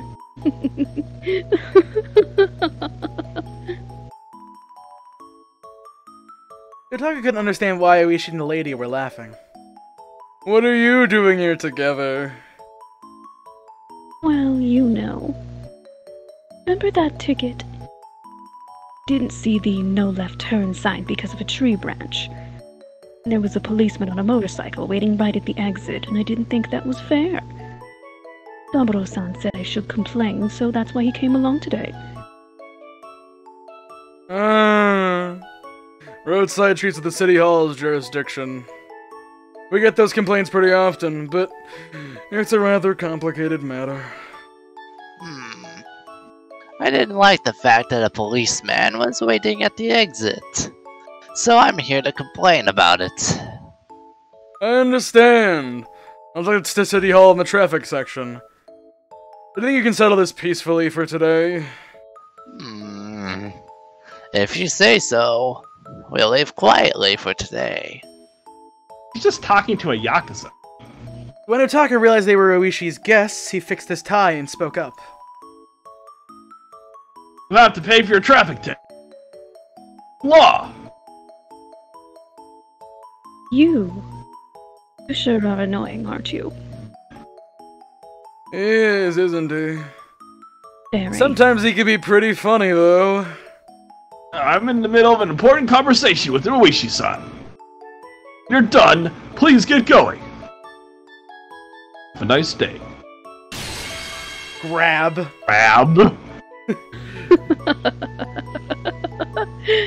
Oh, he's so dead. You have a nice day too, sir.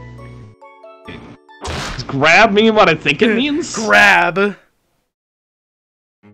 The two of them grabbed Utaka's shoulders from behind! The lady grabbed his right shoulder and the elderly man grabbed his left. Mr. Prefectural Policeman, I have two things I detest in this world. You know what they are? One is shiitake mushrooms. Just don't like them. Never have. For since I was born. I don't like to eat them, and I don't like their broth either. Second one is lies. I don't like to use them, and I don't like people using them with me. How can I step back after being ridiculed like this? I am the demon princess of Shishibane City, Akane Sonozaki. Never back off when someone starts a fight with me. Don't say that about yourself. Also, that would be pretty perfect if you used a citizen instead of the demon princess. Eh?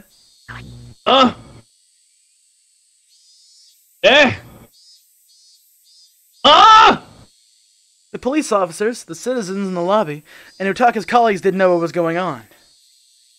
Let me introduce them. This is Akane Sonozaki-san. She's the vice president of Shishibane City's Women's Kendo Club. And this is Saburo Sanozaki-san. He is an honorary director of the Prefectural Kendo League. Oh, I should mention his formal title. This is Shishibone City's second This is Shishibone's second district representative, Sonozaki-sensei. Well, you're here to give Utaka-kun a lesson, right? He's the instructor for the Prefectural Police's Kendo Club, after all. Thank you for coming. Here, please show them to the dojo. Representative? The same. Didn't you say we were close? I think we'll have lots of fun together today. This guy is so dead. Oh, I'm so excited. Maybe we can even get Oreo involved and get the nail thing out. The two of them are still clinging to his shoulders and laughing meaningfully. Utaka laughed along with them.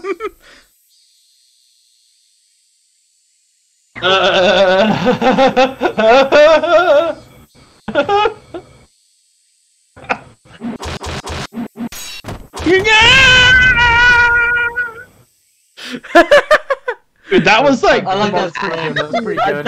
Genuinely one of the funniest fucking chapters in this game. And I was so waiting for this too. Like this, it was just so much Chad energy from I was Rishi. trying to figure out a way I could do old man, but not Okanogi. Before we continue, I have to get into something a little bit more comfortable because it's fucking hot in my room. Give me a minute. I got disappointed. I didn't try to go with literally air conditioning on in my room right now. Air conditioning. Yes, I did mention air conditioning. Which does it better. I'm sorry, I can. So shit's already started to pop off entirely. Yep.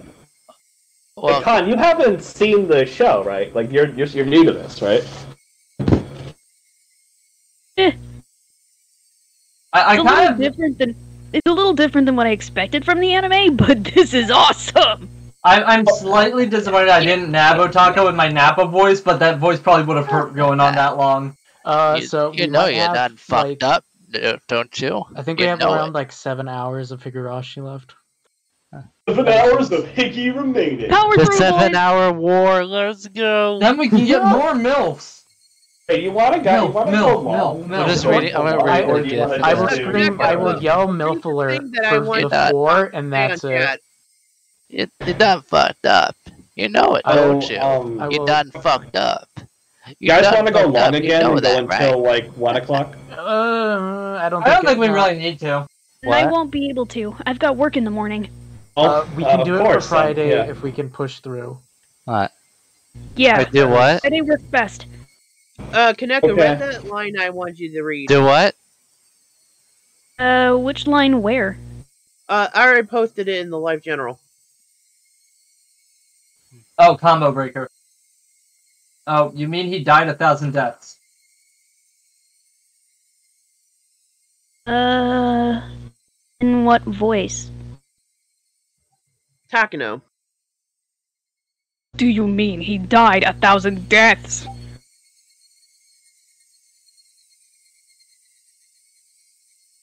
It just doesn't work. Yeah, I don't. What is that from? Oh, the reference to Thumpin'. I liked it. I mean, like, we're just waiting for Orange right now. Hmm?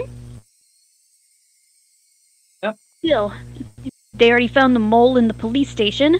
Now let's see how Takano is slowly de-escalating in her mind. Oh, I think she's escalating. She's escalating. She's making me escalate. Haha! Got him! Escalation. Yeah. You have to dab twice in one afternoon. You're very proud of yourself. I'm sorry. You use a gun. He uses a gun. He uses Wait, an why oil cannon? Farm. Why cannon? I don't get it. Why, bruh? I'm sorry, but no, that's I don't feel comfortable doing that. Robu, I'm gonna be real. After doing years of research, this is what we call in the business a bra moment. Is this a reference to something or no? No, it's just bruh moment. I'm Cannon sorry, Kun! but- It's just. Yeah, It's just I'm cringy. sorry, but I don't want to read No. that. Is it wrong that I don't want to read that? No, it's not. It's no, you're not. perfectly fine. Fine not to read that.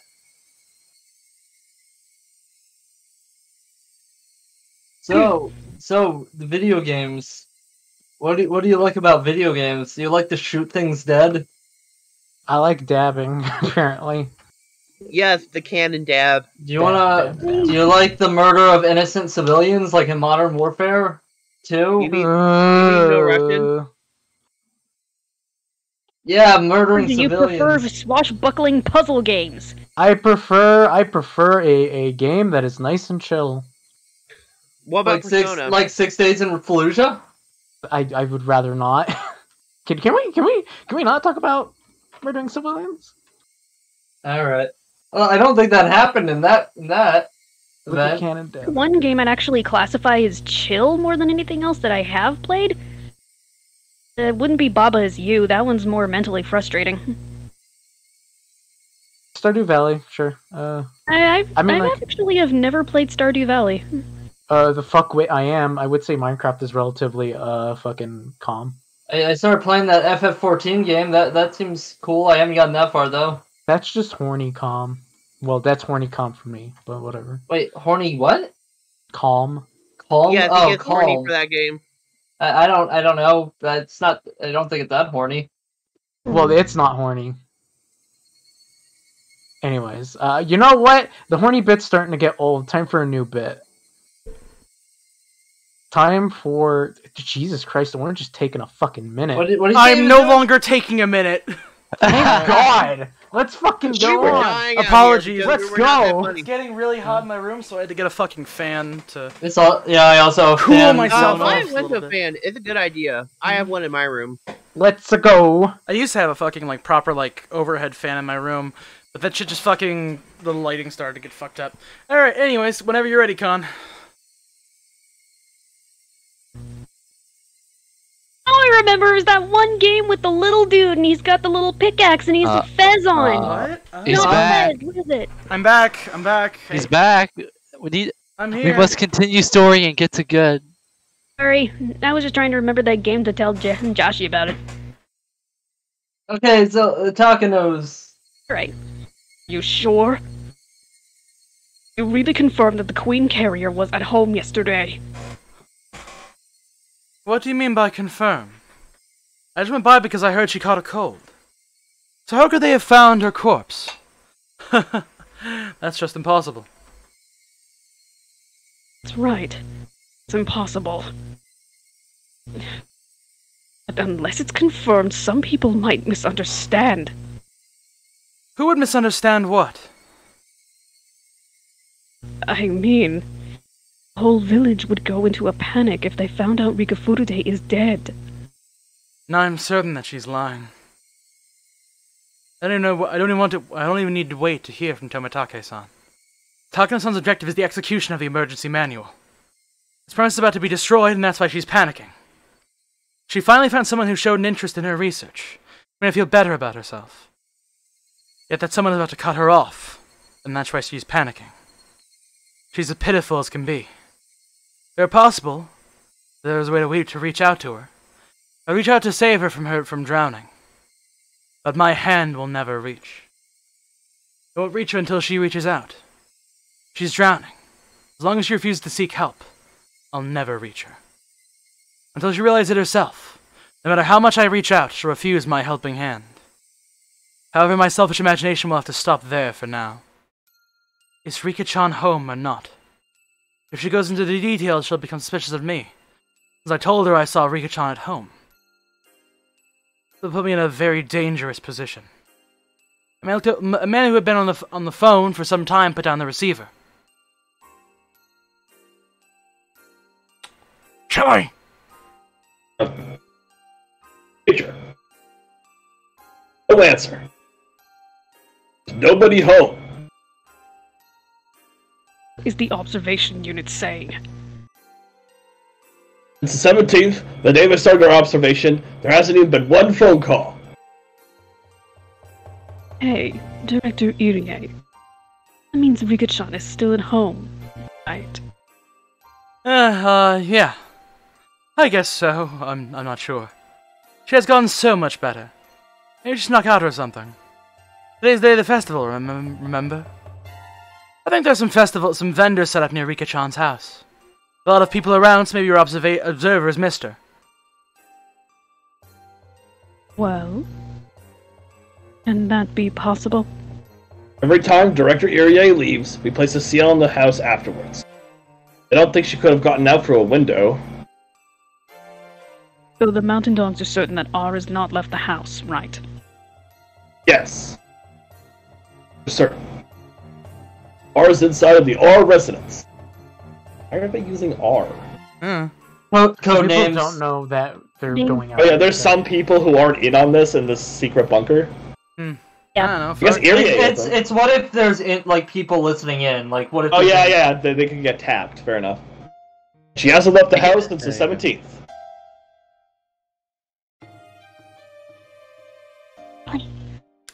We're sure about that. Only person who checked inside was Dr. Irie. Nobody from the mountain dogs did. You're sure about that, right? Well, One of the mountain dogs looked at me. I swallowed and then nodded to him. And how do you explain R's corpse at the police station? like I said, it's possible they made some kind of mistake. Autopsy isn't done yet. The body hasn't been confirmed to be Rikafude. It could just be a rumor. You already said that! How many hours do you think have passed since that rumor has gotten to Tokyo? If we do something about this, Tokyo will... Takano-san realized that I was standing next to her and shut her mouth. I could have told what she wanted to say, though. Major, there's a phone call for you from Nomura-sama in Tokyo. Shit! Damn it. Better to give me a little more time. Takano-san usually has a lot of self-control. But she's not doing so well right now. Even her body language makes it clear how irritated she is. She had a habit of scratching herself. As she folded her arms, I could see marks where her nails touched her skin. She's clearly not doing well. Takano-san is rather occupied right now. I'll take it. Nomura-san, right? Never talked to her, have I? Sorry. This phone call is from the Major. The mountain dogs looked alternately between Takano-san's face and mine. Director Irie, to take care of a few things. You please excuse yourself. Oh, sure. I understand. You're in charge of the Institute. I shouldn't say anything, huh? Somebody take him to the director's office. Hurry. She's basically telling me to get out. I left the security room quietly. Don't let the door hit your ass on the way out. Fuck you. Hello, this is Takano. Sorry to make you wait. I'm sorry to call you repeatedly. Did you find out anything else? Sorry. I've ordered my men to get to the bottom of this immediately. Some of them are headed to the police station, and I'm just waiting to hear from them. I see. So you should be hearing from them soon, right? What time do you think you can call us? I'll call you as soon as I can find out something. It's hard to say what time, though. As soon as possible, of course.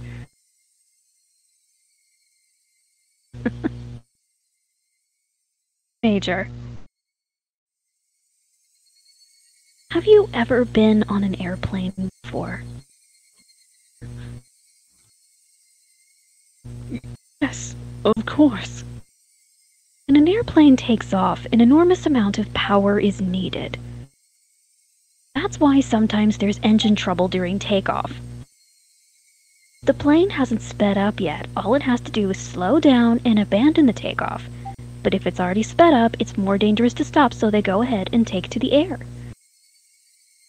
A jet plane has 4 engines, so even if one breaks down, it can still fly without problems. It's the same with our operation. There's more than one engine, so if we have enough speed, we'll go ahead with our plan. We'll figure out what to do later.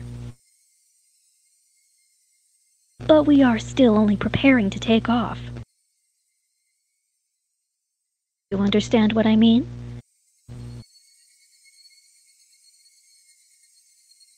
The first step of the operation was Tomatake's assassination. It hasn't even happened yet, so what Nomura was saying was correct. If you already knew the plane you were on had a broken engine before it took off, what would you do? Get off. Right. The same thing for us.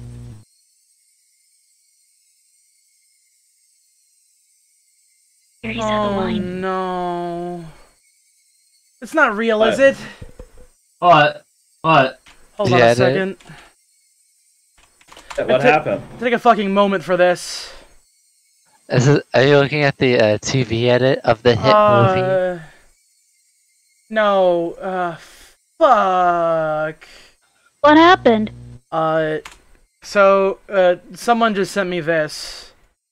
The direct translation of what that says is director Kentaro Miura, the author of Berserk, passed away on May 6th, 2021 of acute aortic dissection. To express our utmost respect and gratitude to director Miura's painting work and pray for his soul. May 20th, Hyushenka Co. Limited, Young Animal Editorial Department. Everyone, bow your heads for a moment. Bow your heads and stay silent for a moment.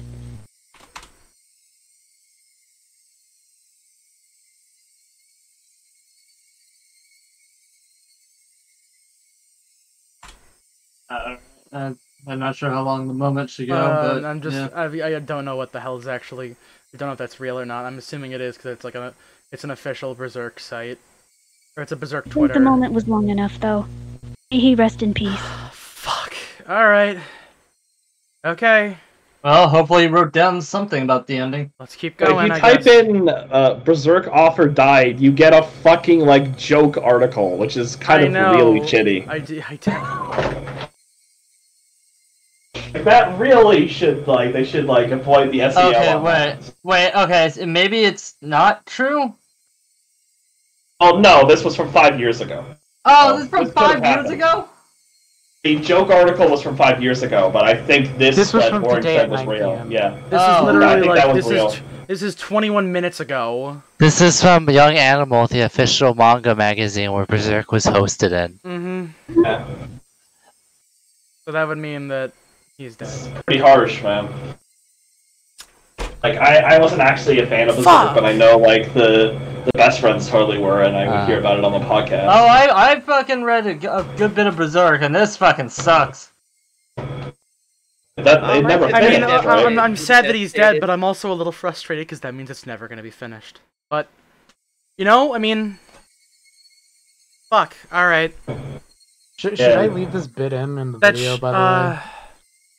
No, I don't know what to do. It's pretty disrespectful, but I don't know what to... It's extremely off topic. You can cut it out. It's fine. Okay, I didn't want to be too rude about it's not part of the thing, so I just wanted to make sure if it was. What I would do is I would keep the VOD, but in the we're not going to obviously we aren't going to unedited mostly. It's just that I'm a very big fan of Berserk, and it means a lot to me, and it's such a fucking tragedy that this even happened. Part of me wants to believe it's fake, but I don't think that's the case. Because this is pretty explicitly of a website that it's not reports fake. on accurate Berserk news, yeah. Yeah, I mean I hate to say this, but maybe we should give it some time before anything. Oh, it's trending. Miura is trending.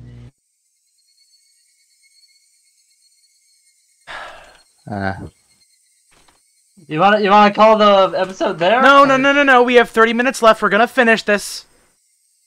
Okay. Alright, we're done. Alright, we're gonna continue, okay? I guess just there. Alright, okay. In that case, I already said that line. Okay. Clients want to get off the plane because they found out there was engine trouble before takeoff. If they were already at the point of no return, then the little mistake wouldn't matter that much. Since they're still before that point, they're really cautious about even a tiny mistake. They're checking it to see if it is in fact engine trouble as we speak. No. You're like a traffic controller at a control tower. I'm like a flight attendant calming the passengers down. I'm doing my best to talk them into staying on board even though there's a chance the plane will never take off. If it takes too long to fix the problem, this flight may be cancelled completely. Major Takano, that means your grandfather's work will be forever known as a madman's nonsense. You understand that?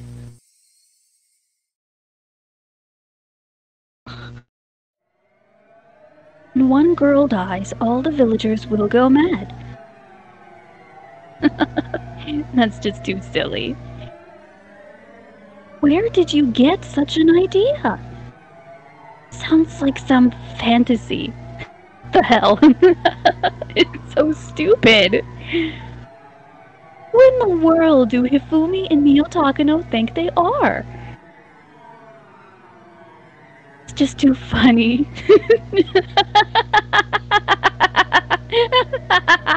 Takano ground her teeth. She squeezed the receiver so tightly her knuckles went white. Anyway. Now, you understand what will happen? You get it. Grandfather's honor depends on this, as does yours. Yes. Thank you for thinking about us. Don't worry. I'm your only ally. I'll help you achieve the ending that makes you happy. I'll be with you until the very end. So please, find out if the information coming from the Okinomiya Police Department is true or false. I'll do my best. It's not easy to deal with unhappy clients. I'm sorry to go through that. Just give me a little more time. Yes. Yes. Bye.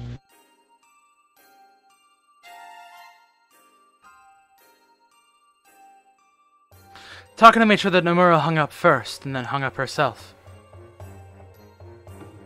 Hasn't Okanoki called yet? Call him! Sorry about that. Major, we just called 10 minutes ago. He's supposed to call as soon as he learns something. Why don't you take a little break? Why don't you play some Minesweeper?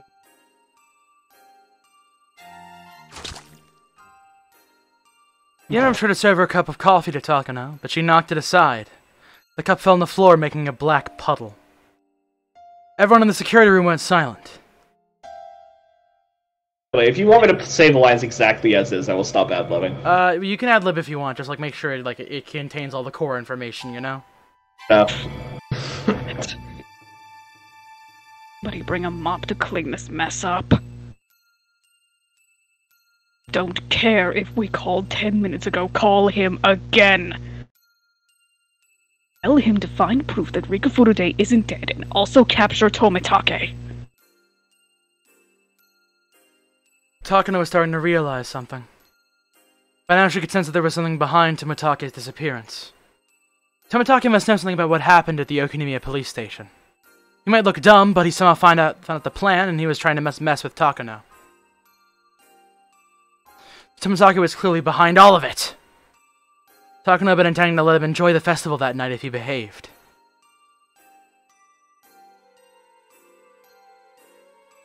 The quickest way for Takano to be certain of what was happening would be to see Rika Furude's face at her house. But she couldn't leave and she couldn't trust Irie. Because there were too many people around for the festival, the mountain dogs had their hands full. She answered the phone, that'd do, but she wouldn't answer. That means the house was empty, and Rika Furude's death was real. What went wrong? Who deceived Takano? There was only one person. The only person that claimed that he saw her at the house. Irie was the most suspicious person around. Tomotage left the hotel and was nowhere to be found. Rika had left her house and was hiding somewhere else. In other words, Irie betrayed her and was in contact with Tomotage? Start observing Director Irie.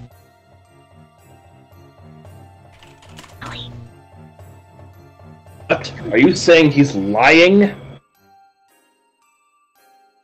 Why would he do that, though? Mitake must have noticed our plan. He left the hotel and told Rika to go somewhere safe. Deceived us. And we've been observing an empty house.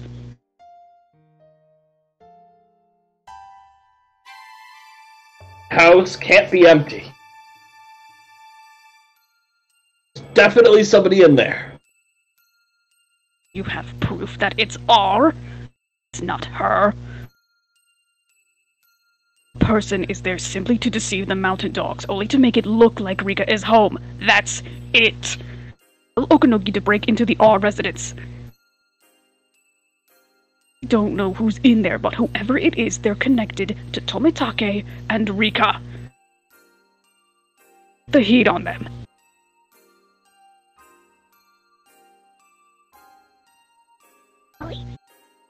But we can't break into the R residence. Not today.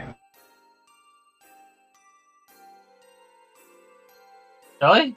Are you looking at something? There are just too many festival goers around here. We can't break in until the festival is over, which is around midnight. Sorry about that. I got a text that was very important. That's why all of you are here, right? Just do something! Why can't you do what I tell you to do? And you follow my orders?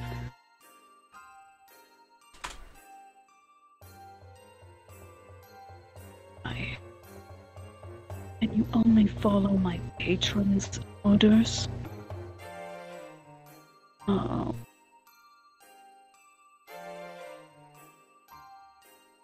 The unit members can only watch in silence. The unit members can only watch in... Oh, fuck. They need nothing to comfort her. Noise of the phone suddenly broke the silence. Takano practically jumped.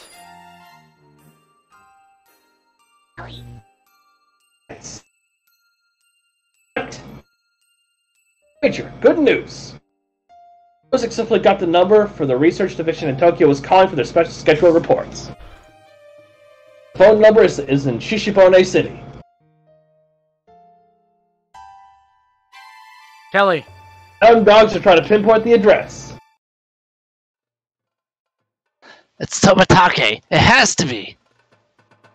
Skylark, gather your most capable men. He's being cautious, so don't make any mistakes. Heron, give them back up. It's Heron, not Heron. Who wants to be Skylark? Heron sounds cooler, though. Understood. Understood. Skylark 1 to all units. As soon as we get the address, we'll move in. Everyone, get on board! Shit! Hasn't our man from the phone company been called yet? I'll look into it. Give me 5 minutes. It was 8:45 a.m. They didn't know where in Shishibone City he was staying. Depending on where it was, it might be too far to get there before 9 a.m. It have to depend on luck. Damn it! Do it in 50 seconds, not 5 minutes! What the hell is taking so long? He's just punching numbers into a computer! Got it! The address is Arasaka Block 1XX Hotel Moderato. Put through a switch, so its room number's unknown. Did you hear that, Skylark? We've got it! We're heading out! Hey, Nappa. Luckily, Hirosaka Block 1 was close enough. Okanogi had been right. Tomitake was hiding nearby. The garage door of Okanogi Gardeners opened up one after another, and the white van sped off in a hurry. That piece of shit! It's our turn now. He didn't even think there could be someone working against him in the research division. Now it's our turn for a surprise attack! It's Hotel Moderato. Despite its name, it had a cheap, stay-in sign out front. A dilapidated business hotel on the outskirts of town. Perfect place for someone to lay low in. They might draw in some guests if they renovated the building into a more modern love hotel. It's clear they didn't have a capital for renovations and could go under at any minute. That's the kind of hotel it was. Tomitake was staying in one of the rooms on the second floor. The interior of the room was worse than in his previous hotel. There had been a bed and a phone. The phone was what he needed the most at the moment. He didn't have to receive regular reports, keep changing hotels, which was safer. He needed up-to-date information from the research division, and his course of action would change according to the information. Moving about necessarily might cause miscommunication in case of an emergency. Tomitake never suspected that there was a spy in the research division. The ticking sound from the clock echoed throughout the room. It was almost 9 a.m. The phone might not ring at 9 a.m. on the dot. Tomitake waited in front of the phone patiently. To organize the information in his head so he could answer questions more calmly. At the same time, he kept in mind the possibility of an attack. The time he heard a woman scream in the distance. It happened again. He heard another scream. Tomitake got the sense that something was happening inside the hotel. His intuition told him that. Someone was checking every single room with a master key. Tomitake opened the curtain a little. Saw several mountain dogs were blocking all the ways out of the hotel. How long had they been there? Finally. They had finally found where he was. Tomitake could hear the loud footsteps. He heard voices too. Music. The next one, this one's empty. Next. The cheap hotel would have chains on the door. They had no means to fend off the master key. Tomitake could tell where there were around 20 of them. No. Maybe there were more. It would be no use trying to fight with them. All he could do was hide. Under the bed? Or in the bathroom? The ceiling wouldn't open up like in the movies. Should he jump out the window? It was the second floor after all. Perfectly possible to survive a jump. They would be expecting that, however. Yet this was right on city grounds. He was confident in his legs it wouldn't be possible to outrun them. Tomitake soon heard footsteps inside his floor. This was it!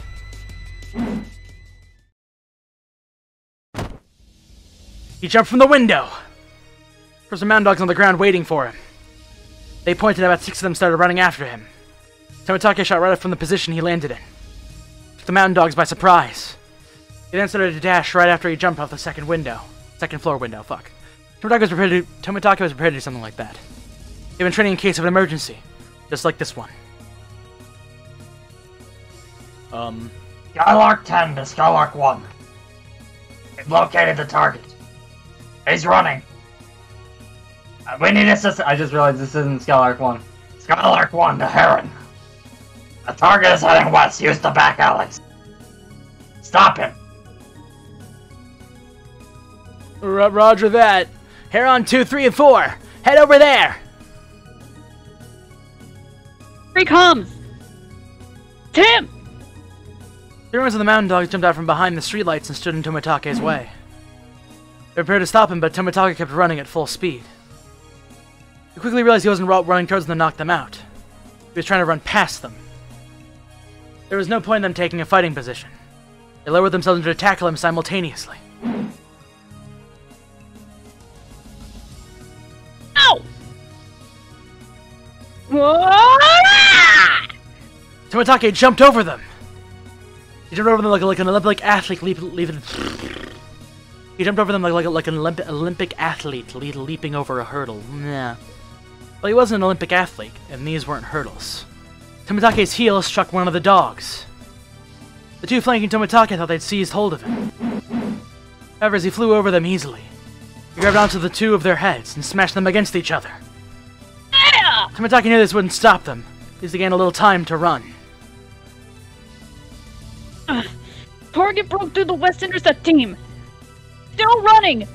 Doing some kind of Linkara running shit. Damn it! What are you doing? Hair on 10! Go around in the car! Take a second left and we'll get him at 9 o'clock! Are you okay? Shit. Don't let him get away. 4. New person, go. Go, I'll do it. What strength? Shit, my nose is still bleeding. Tomitaki-san saw a van with its door wide open ahead of him. It couldn't stop in time and hit the wall. As it stopped, several mountain dogs jumped out of the van. Stop him, no matter what! Stop him! Come on! There are 5 of us! Tomitaki-san 5 men ahead of him. He didn't even think those 5 could stop him. Why do trains sound their horns at people on the rails? Not because the train will get damaged. Because the people will get hurt! Get away! He yelled at them like the horn on a train. He wasn't warning them because they were in his way. He was warning them to move so they didn't get hurt. Did we have How 7? we are. We outnumber him 5 to 1. No, we can't stop him. No way.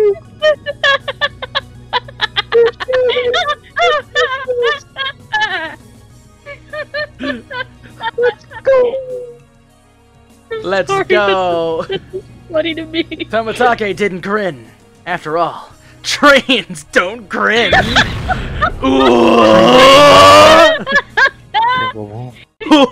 Oh god, zoomed in on his dick? Zoomed down his boob. Oh. Yeah, on his like dog leg. Wait, what was that noise? Oh! Crap! Bone, your hair on 1. Oh, I thought I was Skylark 1. No, you're also hair on 1. We've captured Tomitaki! Really? It didn't take that long. I want to ask him some questions. Don't kill him, okay? Bring him over here. Kill him afterwards, but I've already got a great way for him to go. The phone continued to ring inside of Tomitaki's empty hotel room. In 30 minutes, Tomitaki was dragged to the back door of the Erie Institute, wearing a gag and handcuffs. Tomitaki didn't even move, as though he was sedated. The man dog members had carried him out of the van. Erie saw Tomitaki from his window and came out of the office in a hurry. Takano was already there. What's going on here, Takano-san? The man dog suddenly glared at Irie. He realized that he shouldn't have left his room. I didn't see Judo-san for a while, so I became worried and had the mountain dogs look for him. It was a good thing I did, because look, he's gone terminal. He's still terminal symptoms. Are you sure? Of course, Tomitaki didn't reply. He decided not to say any more. I see. That's very unfortunate. Let's give him some medication as soon as we can. Of course. I hope it's not too late. Irie already knew. The mountain dogs had tracked him down. Irie wasn't sure if Tomitaki was able to arrange something with Tokyo. He wasn't even sure if the bloodhounds had been called in. He guessed that Tomitaki didn't have time. If the bloodhounds were called in, the mountain dogs would catch that information. If that was the case, they'd likely drop everything and run. Tomitaki was captured and they brought him back to the Institute. It means if it hadn't gotten that far and they were still trying to fix the damage. In other words, Tomitaki wasn't able to do what they had hoped for. What were they going to do to Tomitaki? They brought him back alive, were they planning to torture a confession out of him? That would be very dangerous for him. He'd likely end up dead. Irie realized they had to do something in Tomitake's place. The main reason why Irie had to rescue Tomitaki was because he had no way of contacting Tokyo on his own. Takano wanted Irie to be useless. Never told him about how to get in touch with Tokyo. Irie could receive phone calls from Tokyo, but he could only call them through Takano. Therefore, Tomitake was the key. Unless Irie rescued him, they couldn't possibly win. But Irie wasn't like the Mountain Dogs. He was simply a researcher. There was no way Irie could rescue Tomitake from such a high-security area. There were 8 Mountain Dogs in the building. There were usually only 2, but Takano had called in more. Of course, the basement was a highly secured area, and one needed an access card to get in. That card was only given to people in Irie's position. In addition to the access card, one would need a fingerprint match as well. The access card alone wouldn't do it. Therefore, the only person who could rescue Tomitake from this high-security basement was Irie. And so, even if it was impossible, Irie had to do it. Irie bunched up his hands into fists and held them tight to encourage himself. But he only noticed that his fists were shaking. Come on, Irie, step up! Irie, did you forget? Irie remembered what Akasaka had told him.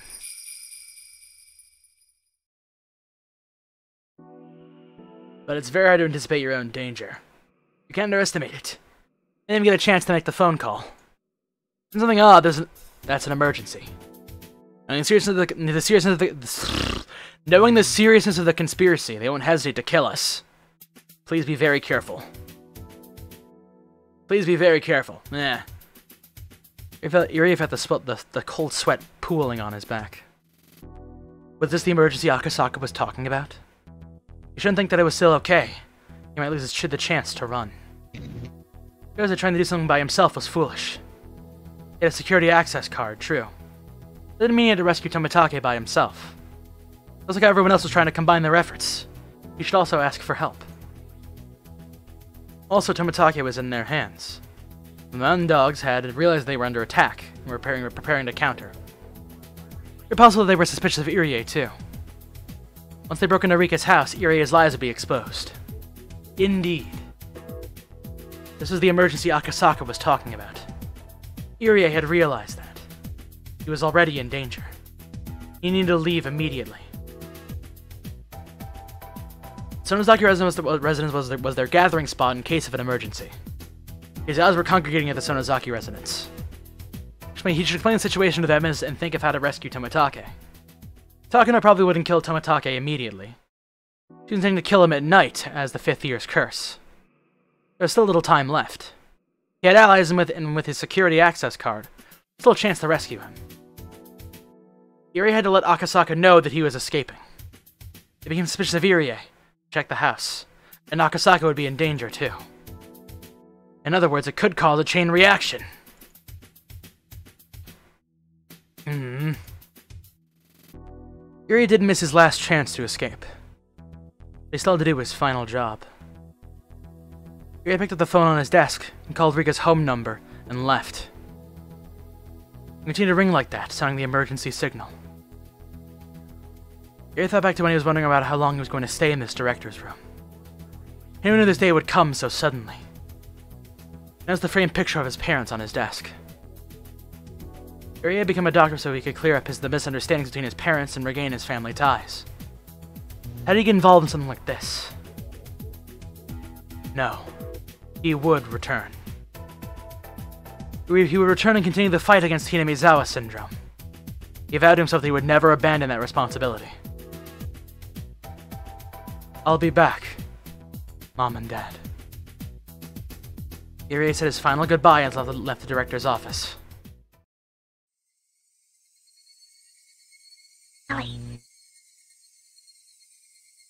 My mic was muted. Major, there's a call from the director's office to an outside number. The phone number is the R residence. What does that mean? Listen it. Of course. Put it up over the speaker. Tight. Thank you.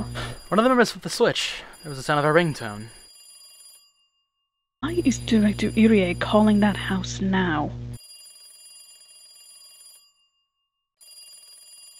VR really is at home, and he's trying to let her know that Tomitake's been captured. That might be it. has no idea we're listening in. They're 3 steps ahead of you. What was Irie about to talk about? Going to talk about? Takano waited patiently to eavesdrop on a conversation. And there's nothing but a ringtone. It'd been over 30 seconds. There was no answer. Nobody was home.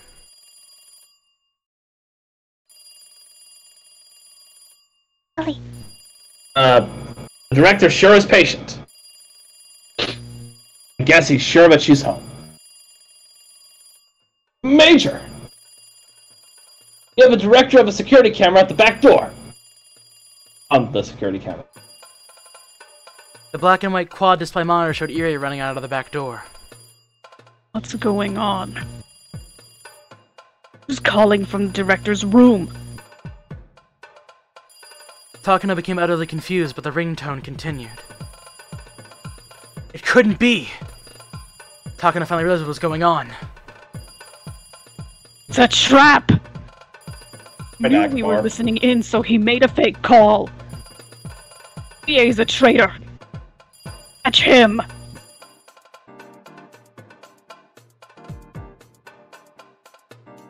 A security room on the 1st floor.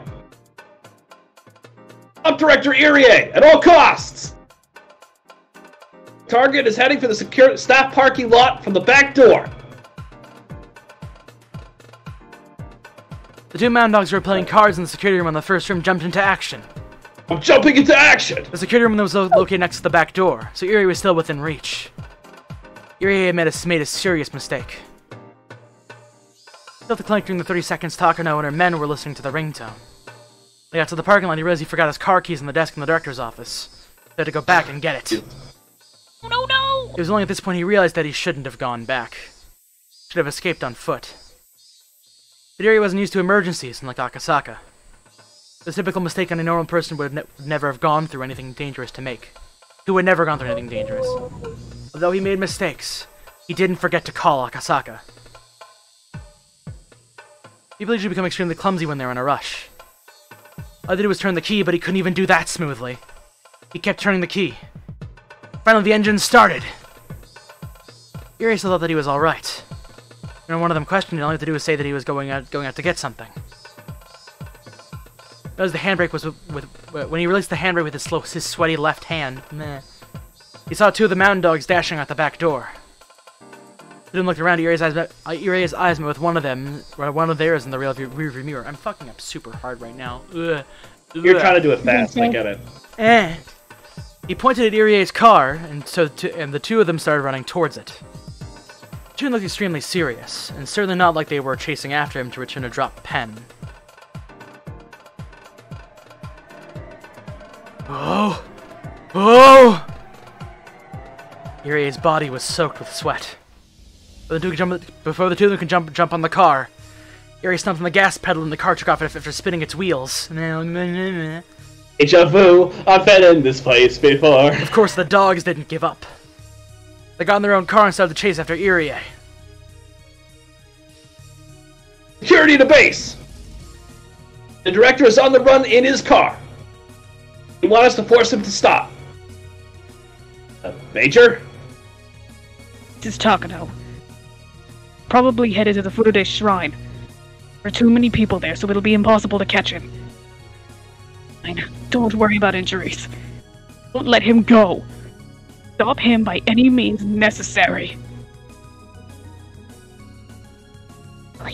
Roger that. Force him to stop. A backup, just in case. Over. I should really put on different places for this.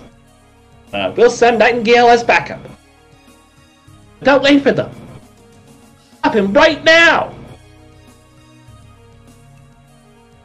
Sorry for being a little late. It's fine. The Mountain Dogs had Irie's car in the view as it ran away at full speed. They found a perfect spot and timing to stop him. I need to drive a car when you're in a rush. Of course, the more you step on a gas pedal, the more speed you gain. When you're in a hurry, you can't control the steering wheel well enough to escape quickly. Irie could see his pursuers in the rearview mirror. Really distracted by that, he was driving carelessly. His driving was so reckless that he could easily get into an accident of his own. As the fear was driving him into confusion, he made a wrong turn. And that mistake made him even more confused and panicked.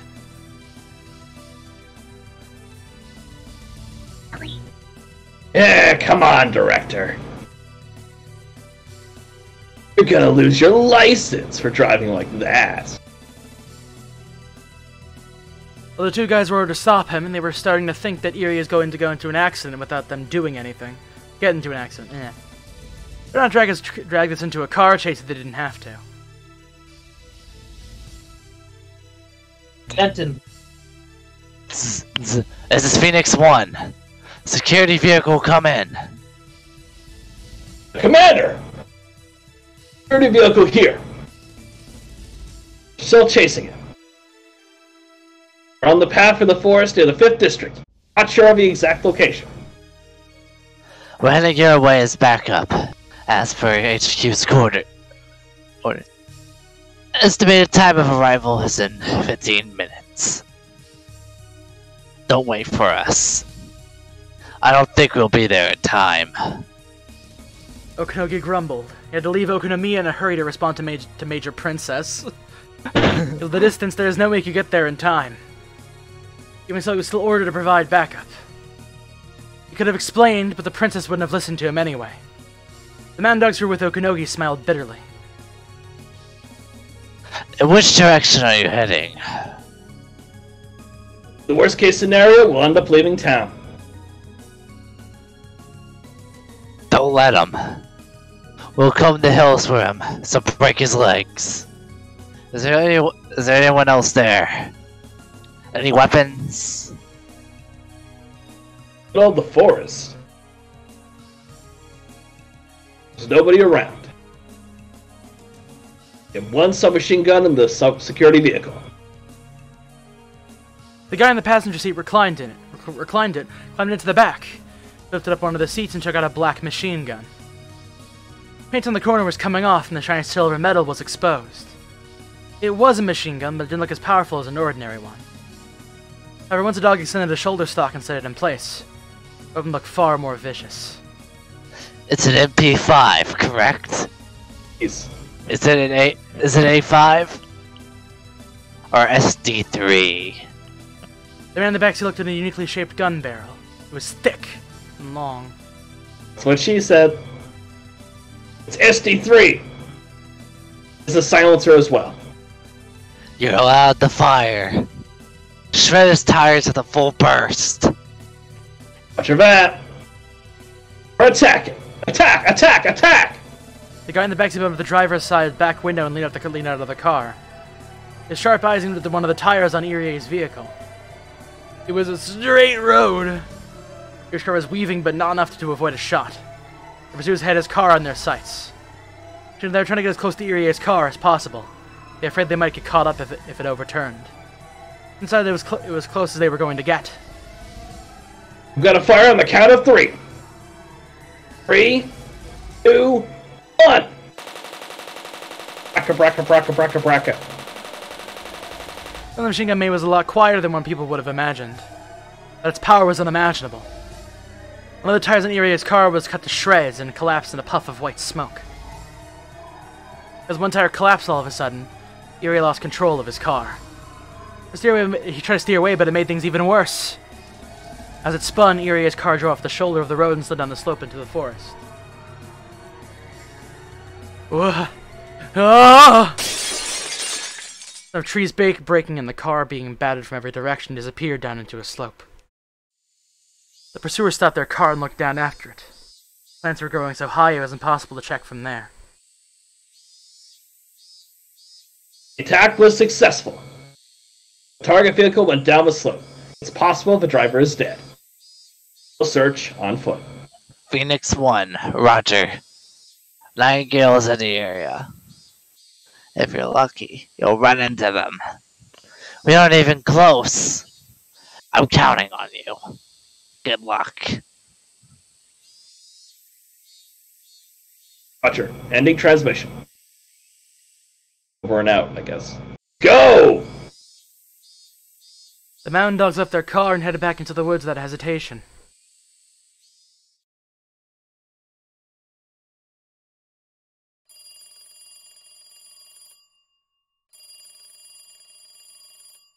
Kasaka received the phone signal from Irie, and we're gonna stop here because it's like midnight now.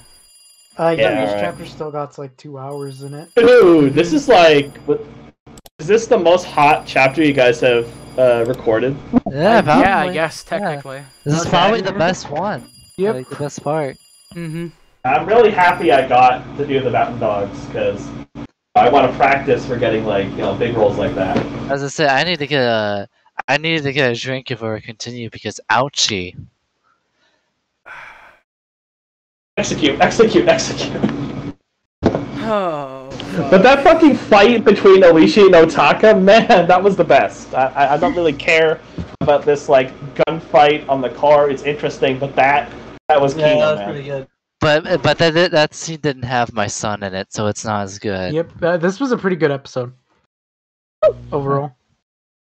Yeah. It's turned into like a fucking video game all of a sudden. It's almost like there was only one bad part at all in this entire episode. Like just only one bad part, and everything else was really good. Fragments. Yeah. Yeah.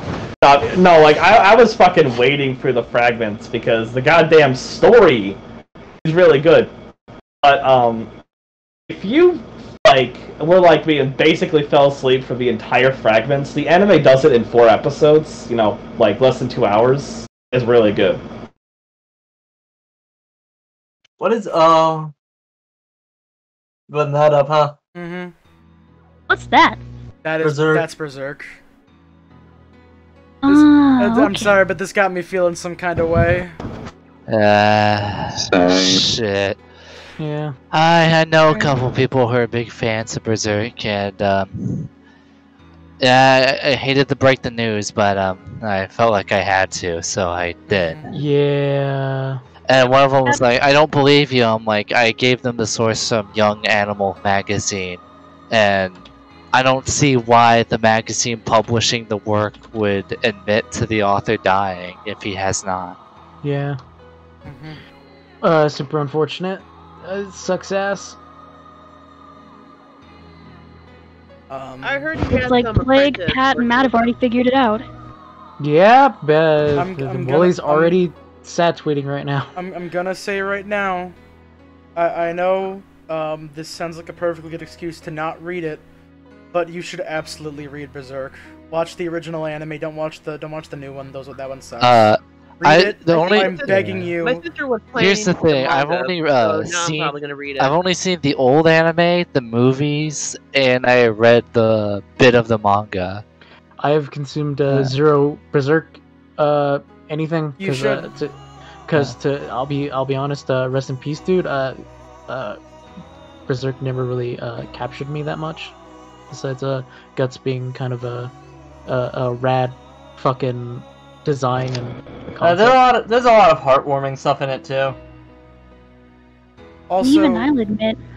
Sorry. Kentaro Miura is an amazing artist, or I guess was.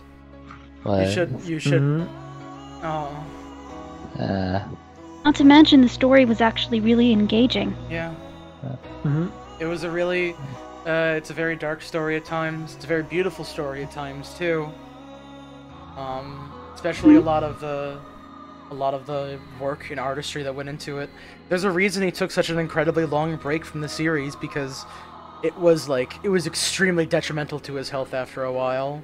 I was just saying, like, I got about detail. Okay, so I got information of how he actually died, and yeah, he died from a acute a ruptured aorta. Yeah. Yeah. But I mean, like, look at some of the art that I don't care if this is gonna get like a copy. It probably isn't. I'm just sharing manga screen caps. But like, post the dragon. Look at this. Yeah, that's super great. That had some of the best art in the entire industry of like manga in general. And it's such a fucking tragedy too, because it's like all of that like artistry was for basically nothing when you look at like a lot of the adaptations that Berserk had gotten. As I say, as I say, Miura did not get to live to see a decent adaptation past the Golden Age. And even then, like, The first Golden Age adaptation isn't complete, and neither is the second Golden Age adaptation. There's 2 incomplete adaptations, and one's more incomplete than the other one, because they put it in movie format. Robert asks, didn't Miura train a whole team in case this happened? I certainly hope he did, but it's just... I think he did. I know, actually, I thought the team. Way to go. It's not the same. Yeah. Here's the thing. Well, when it comes... I know, I don't know if anyone else does this, but I know Higurashi will, like, plan out storyboarding. I know he has, like, a team of people who does the illustrations under his guidance. Yeah. So, yeah, Simulation... Yeah, Simbard. Look at this. Yeah. It's incredibly blurry from my screen, but, like, look at this. It's beautiful. But I mean, like, and when you think about, like, the reach that, like, his work had, like, we wouldn't have Dark Souls without Kentaro Miura. Like, that's a fact. That would not exist if it wasn't for him. The same goes for games. The same goes for Dragon's Dogma too. I mean, that's not as great, but it's still like that would not exist without Berserk. There was a Berserk crossover in that game. It's so beautiful. Mm-hmm. He's probably the best artist of to ever touch the pen. Mm-hmm. Like even without the pen work, the way he applies like different kinds of like screen tones to like the trees, and, like the cloaks and stuff. Mm-hmm.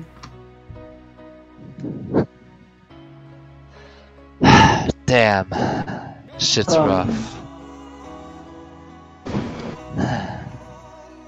I guess in times like this, I think one of the most outlining parts to look at this is that, like, I don't think he's going to end up in obscurity. I definitely think that his name will be definitely go down in legend, hopefully, as a great manga artist and overall just a kind of like an inspiration to the entirety of the industry. So if there is some solace in that, it's that his mark on the industry will not fade anytime soon. So, and if anything, it will probably even strengthen it more. It is sad he passed away, but I always try to look at at least a little bit of the, like, at least the person got to, like, somewhat tell this story. And even though it's not finished, he left his mark on the world, let's be real. Yeah. And that's something few people can definitely say they got to do in their life. Especially to the reach of, like, his. I'm gonna, this is obviously, like, I'm not gonna keep going after this, because this shit fucking sucks. That's fair. But I will, I'm gonna part, and it's gonna be kind of corny, but I'm gonna quote Guts, because God, there's some really meaningful shit in this fucking series. Go ahead. You're gonna be alright. You just stumbled over a stone in the road. It means nothing. Your goal lies far beyond this, doesn't it? I'm sure you'll overcome this. You'll walk again. Soon.